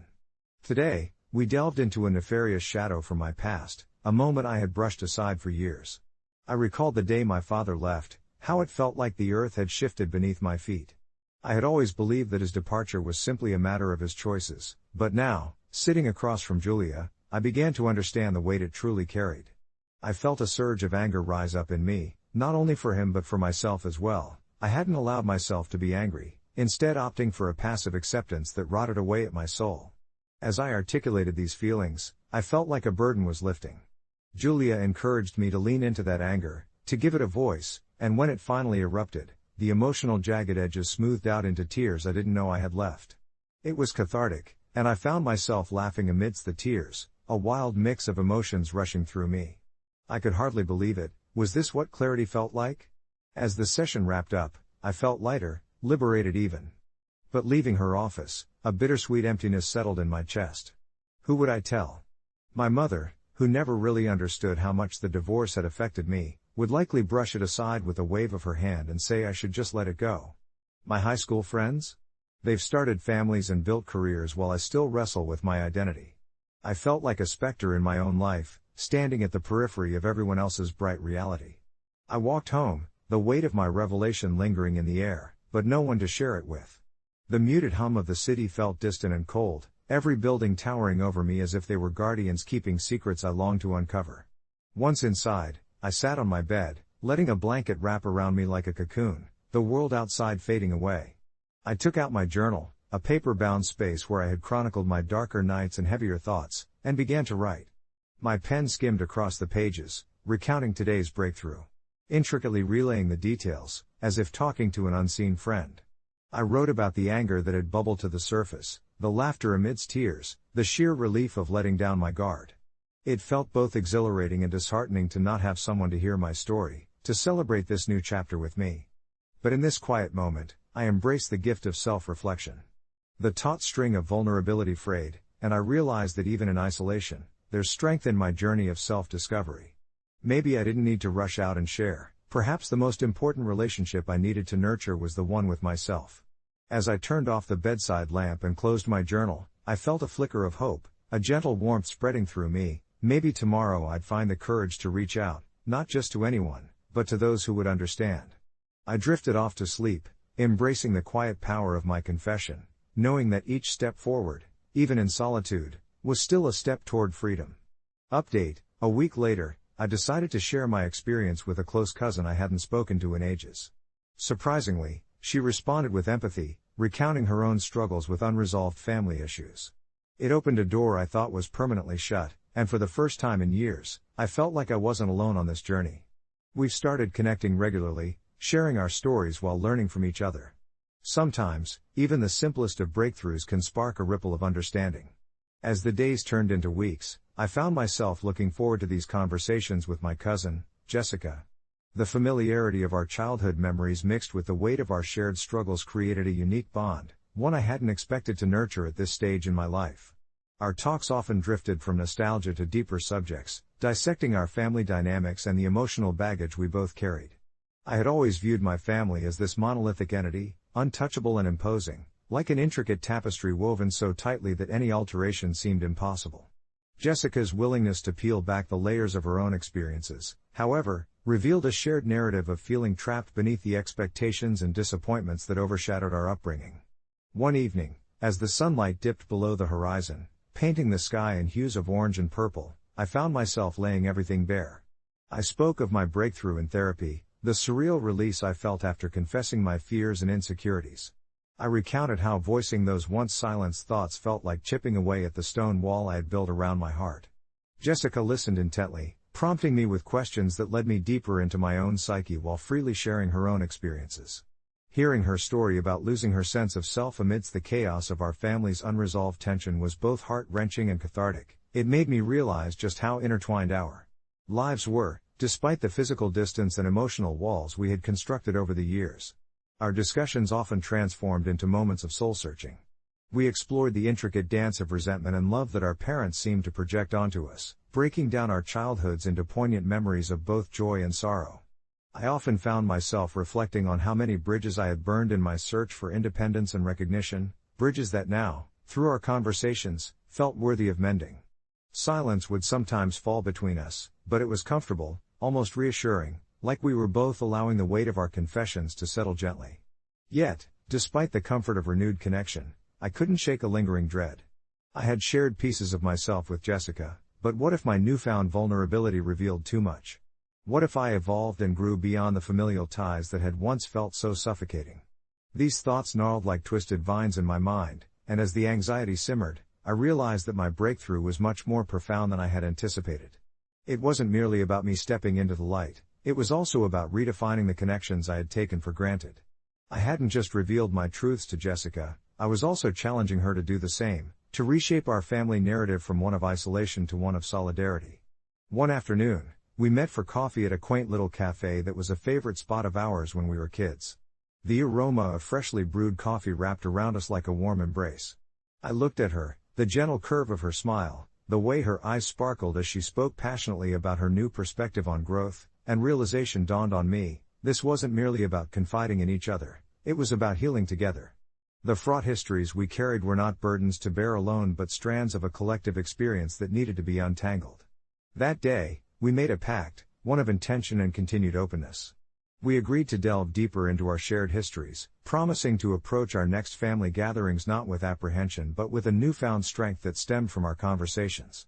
As we left the cafe, I felt buoyed by the sense of community we had resurrected. I understood now that my breakthrough in therapy had unfolded into something larger, something that invited an openness not only within me but in the relationships that mattered. I still had my moments of doubt, but they felt lighter somehow, tempered by the knowledge that I was no longer traversing this journey in isolation. Sometimes, the most profound transformation comes not just from within, but from the bonds we rebuild and the stories we choose to revisit, reframe, and share as we all walk towards our own kind of freedom. As the weeks stretched into months, the dialogue with my cousin deepened in unexpected ways, illuminating the shared shadows we had carried for far too long. Our evening calls became sacred, a ritual of honesty cloaked in laughter and tears. We spoke not just of past hurts but of our aspirations, our fears, and the haunting intricacies of our family dynamics that had once felt too heavy to discuss. I could feel the weight of generations loosening its grip, as if our confessions acted as an unknotted thread, allowing light to filter through the fractures. There was something comforting about hearing her voice, punctuated by moments of understanding that needed no words. We reveled in the joy of knowing we had someone to lean on, a partner in this quest for healing. One evening, as rain tapped gently against my window, I found myself unloading the gravity of my fears about my parents, about the silent expectations they held and the angst that tinged our family gatherings. My cousin listened intently, her silence a soft anchor amidst my turmoil. She confessed her own struggles with the weight of her parents' unresolved conflicts, the way they had often used her as a messenger rather than a daughter, caught in the crossfire of their unspoken grievances. The way she recounted her experience made me feel as though we were two sailors, navigating the unpredictable sea of childhood memories. In those conversations, I learned that vulnerability was a powerful gift we could give each other, a way to weave our distinct threads into a richer tapestry. Sharing our tales became a shared language, a form of healing where we could finally articulate the pain I'd spent so long burying beneath layers of avoidance. Even as I learned to speak my truth aloud, I found there were still threads left unspoken, nuances of our upbringing that lingered just below the surface. One night, fueled by that familiar mixture of comfort and courage, I dared to divulge a childhood memory that I had long locked away. The afternoon I discovered my parents arguing, words like daggers slicing through the air, shattering my innocence. As I recounted it, I felt tears spill, but they were different this time. They felt cleansing, healing, as though each drop rinsed away an old weight. My cousin empathized, sharing a similar moment from her youth, and in those shared truths, we found solace in the realization that we were not alone in our suffering. There was power in our pain, a kinship forged in understanding, and it sparked something new between us. Gradually, as I opened these floodgates of honesty not just with my cousin but with others, I noticed the threads of my life becoming richer, more vibrant, woven together with sincere connections. A few weeks later, emboldened by the sense of community we had constructed, I took the plunge and invited my cousin to a family gathering. The thought had once filled me with dread, inkling memories of discomfort and judgment, but this time felt different. I was no longer standing on the periphery as the fearful child I once was. As the gathering approached, I prepared myself for the tumultuous waters of family dynamics.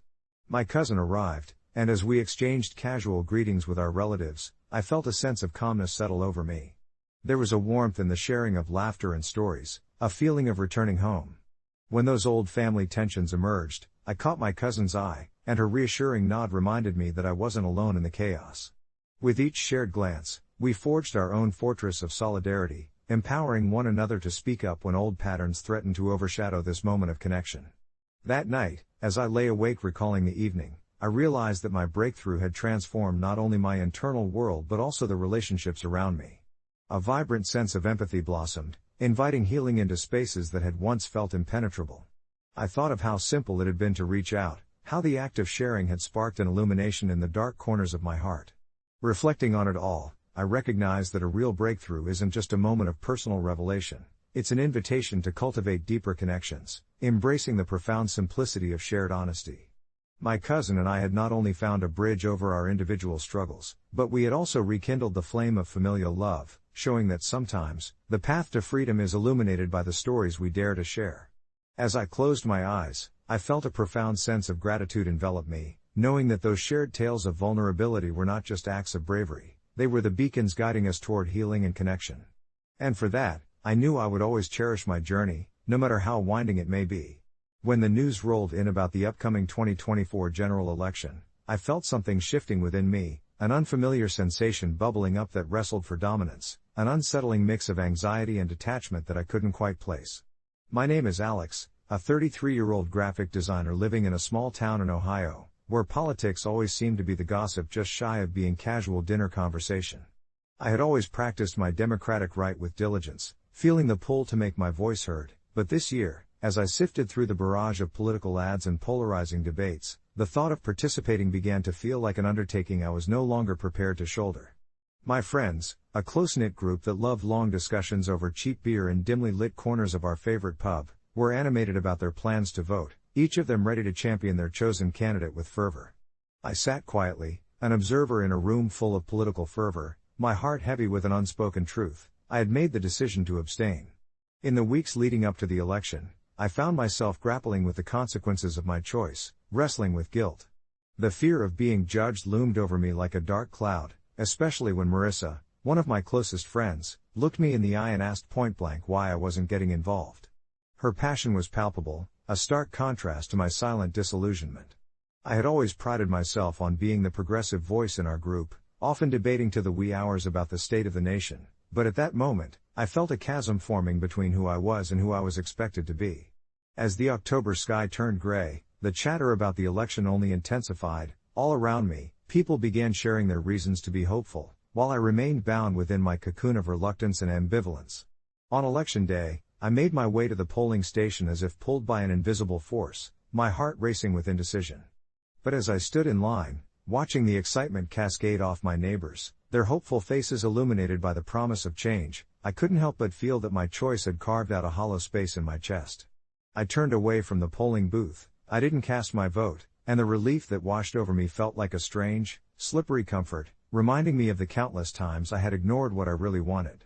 Days passed, turning into weeks, and I rejoined my friends, feigning enthusiasm about the election results while internally grappling with an overwhelming sense of being an outsider. But with every social gathering, the question beckoned, how would I reconcile my decision? My internal turmoil simmered, and I slipped into a routine that felt numbingly safe. Over beers one night, Marissa caught me staring off into space, her brow furrowing with concern. "Don't you care where this country is headed?" she asked, half jesting but genuinely curious. The truth was, I did care, but it was the decision-making process that had weighed on me like an anchor. I finally took a breath, confessing that while I had chosen abstention, I was scared of both the consequences and the implications of my choice, a choice that was fundamentally my own. The bar quieted, the noise of surrounding conversations faded as unexpected empathy settled among us. "You know, it still counts that you thought it through, right?" Marissa said softly. "Taking a stand is more than just voting." Those words resonated deeper than I anticipated, stirring something lost within me. A sense of relief washed over me like a warm wave, and I suddenly found clarity amid the chaos. As I walked away from the pub that night, thinking of the natural ebb and flow of democracy, I realized my decision didn't have to define me. It echoed back to the importance of understanding my values, and the courage to live with my choices, even those that differ from others. A few weeks later, I returned to the forum that sparked this exploration, drawn by a post titled "Voting Eligible Americans Who Deliberately Abstained in the 2024 General Election. How are you feeling about your decision?" My fingers hovered above the keyboard as I began to type, feeling surprisingly cathartic. "I didn't vote, and I had to confront something within myself that needed attention," I wrote, detailing my feelings of isolation, the conversations I had with friends, and the beauty of owning my narrative, free from the chains of expectation. The replies came flooding in, each comment filled with support and encouragement, a sign that I wasn't alone in my experience. As the reflections flowed, I understood that sometimes the silence was louder, and in the stillness of my decision, I found my voice, a piece of me I thought I'd lost amid the tumultuous noise of others. Even if I hadn't marched to the ballot box, I had started a new conversation within myself, a dialogue that brought me peace and a sense of reconnection with those around me. In the back of my mind, I felt the tide beginning to turn, waiting for the next election, where I would be ready, not just to vote, but to connect, to engage in the very democracy I feared for so long. And that felt, in so many ways, like a victory. The days turned into weeks, and as the leaves turned their brilliant colors of fall, I found myself in a reflective state more often than not. I could feel that familiar blend of anxiety and relief slipping away simultaneously. It astonished me how something as simple as acknowledging my own feelings about participation could liberate my mind. I had been caught in a cycle of feeling pressured to engage in a political landscape I found overwhelming. Watching the news had become akin to walking through a foggy forest, the shadows of tensions looming everywhere, but clarity eluded me. I decided it was time to share my realizations, and I did so with friends over warm coffees and cozy dinners, often nestled in our favorite cafe, the one adorned with local art and the warmth of community. It sparked conversations that felt refreshing, the kind I hadn't experienced in ages, where we discussed not only the frustrations of the political process but also our own experiences and insecurities surrounding it. Through these candid exchanges, I realized I was not alone. Others had their own hesitations, some had chosen to abstain not out of apathy but due to a lack of transparency in a system that felt rigged. It was refreshing to uncover these truths, and my heart swelled with an emerging sense of solidarity. I began to take part in community debates and local gatherings, often simply to listen, absorbing perspectives that broadened my understanding of the issues plaguing us. Each conversation, each shared laugh or sigh of frustration, chipped away at the barricade that I had built around myself over the years. You see, I was always the quiet one, the thinker who mulled over every word before they left my lips. As a child, I'd be lost in my books while the world outside thrummed with the energy of life, utterly consuming yet seemingly foreign. But now, I discovered that the threads of connection we forged could be powerful tools for change. On a chilly November night, as the first snowflakes felt like whispers on my cheeks, I found myself in a small community center, seated in a circle of open hearts and eager minds. We were there to discuss the issues we faced and how we could foster a more transparent dialogue in the political realm. I spoke, not with fear but with intent, sharing my journey of abstaining from voting. When I finished, I was met with nods and insightful questions that encouraged deeper reflections. I felt the comforting warmth of acceptance wash over me. It turned out authenticity was the key, allowing everyone to relax their guard, igniting a fire to participate. Each of us had varying experiences with the electoral process, and as we spoke, I noticed a shift. Our frustrations morphed into ideas, ideas sparked plans, and plans became action. By the time Christmas rolled around, the spirit of togetherness was palpable, and we were organizing small initiatives to educate our community about local governance, breaking down barriers that often made participation feel insurmountable. The more we spoke, the more I realized that my decision to abstain was only a moment in a larger narrative, one that now included countless voices all demanding to be heard. Amid the glow of holiday lights, I felt a profound sense of duty begin to bloom alongside my old fears. I could finally see the beauty in civic engagement. Ours was a collective journey, one shaped by our joys and our struggles. I even found myself having conversations with family, my parents included, who always assumed my quiet nature translated to passivity. They listened, surprised to hear me share my newfound passion, the convictions bubbling up like a fresh spring. We agreed the political system was far from perfect, yet we recognized together the power we wielded in our communities. As 2024 approached, rather than feeling burdened by decision fatigue, I felt empowered by possibilities. I continued to stay informed, setting aside my cynicism and instead rooting for change rooted in compassion and understanding.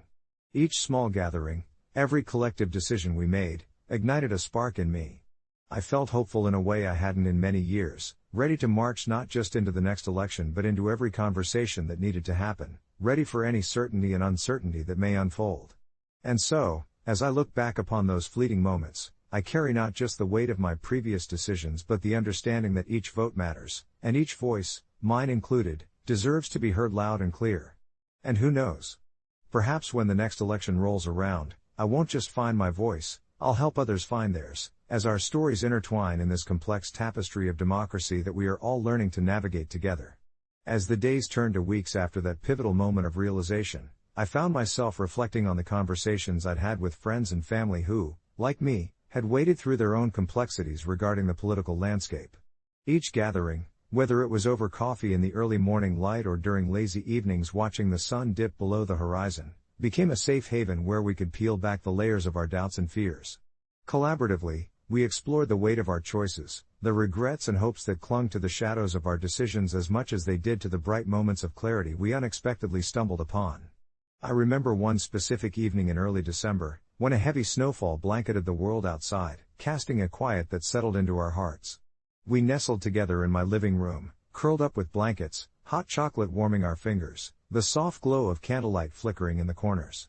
It was here that we spoke openly about the nuances of political abstention and choice, as real faces and names flashed through our minds, struggles and joys intertwined. Why didn't we just vote? My friend Sarah asked, crunching her marshmallow-laden treat between her teeth, her eyes wide and searching. I could feel the weight of her gaze. We had all pondered that question at some point, and as the air filled with warmth and a hint of vulnerability, I decided to share.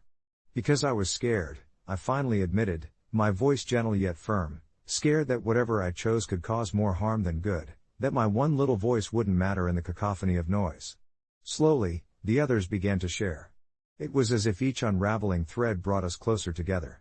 We each found safety in the collective breath of shared uncertainty, our voices merging into a symphony of reassurances, echoing the notion that we could all relate, a tapestry of human experience meeting at the heart of our insecurities. But now, I continued, emboldened by our exchange, I realize that even silence is a choice that echoes through the halls of democracy.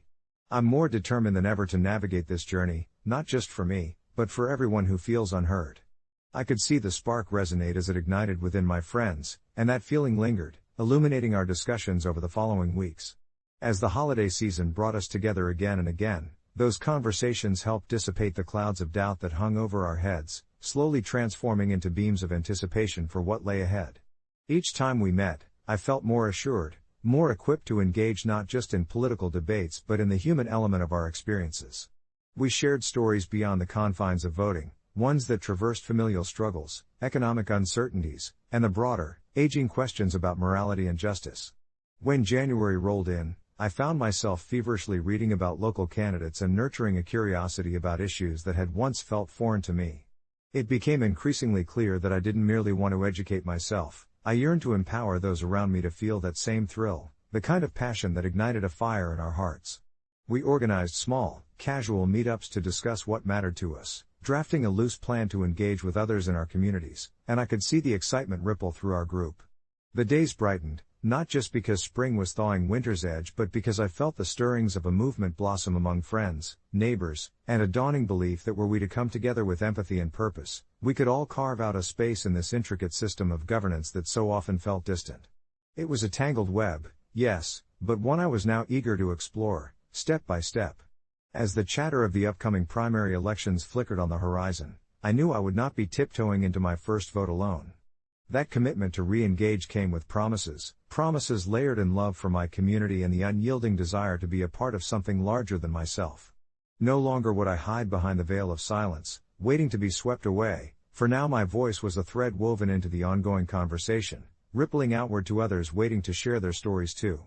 With each heartfelt discussion, I felt more assured that we each had power, not just in the voting booth but in our stories, our connections, and the courage to face uncertainty together.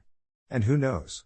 Perhaps the next time I stood in line at the polling place, I wouldn't just be looking for my own voice but ready to encourage my fellow citizens to find and raise theirs, fusing our energy in a chorus of hope, and stepping into a future we could all believe in.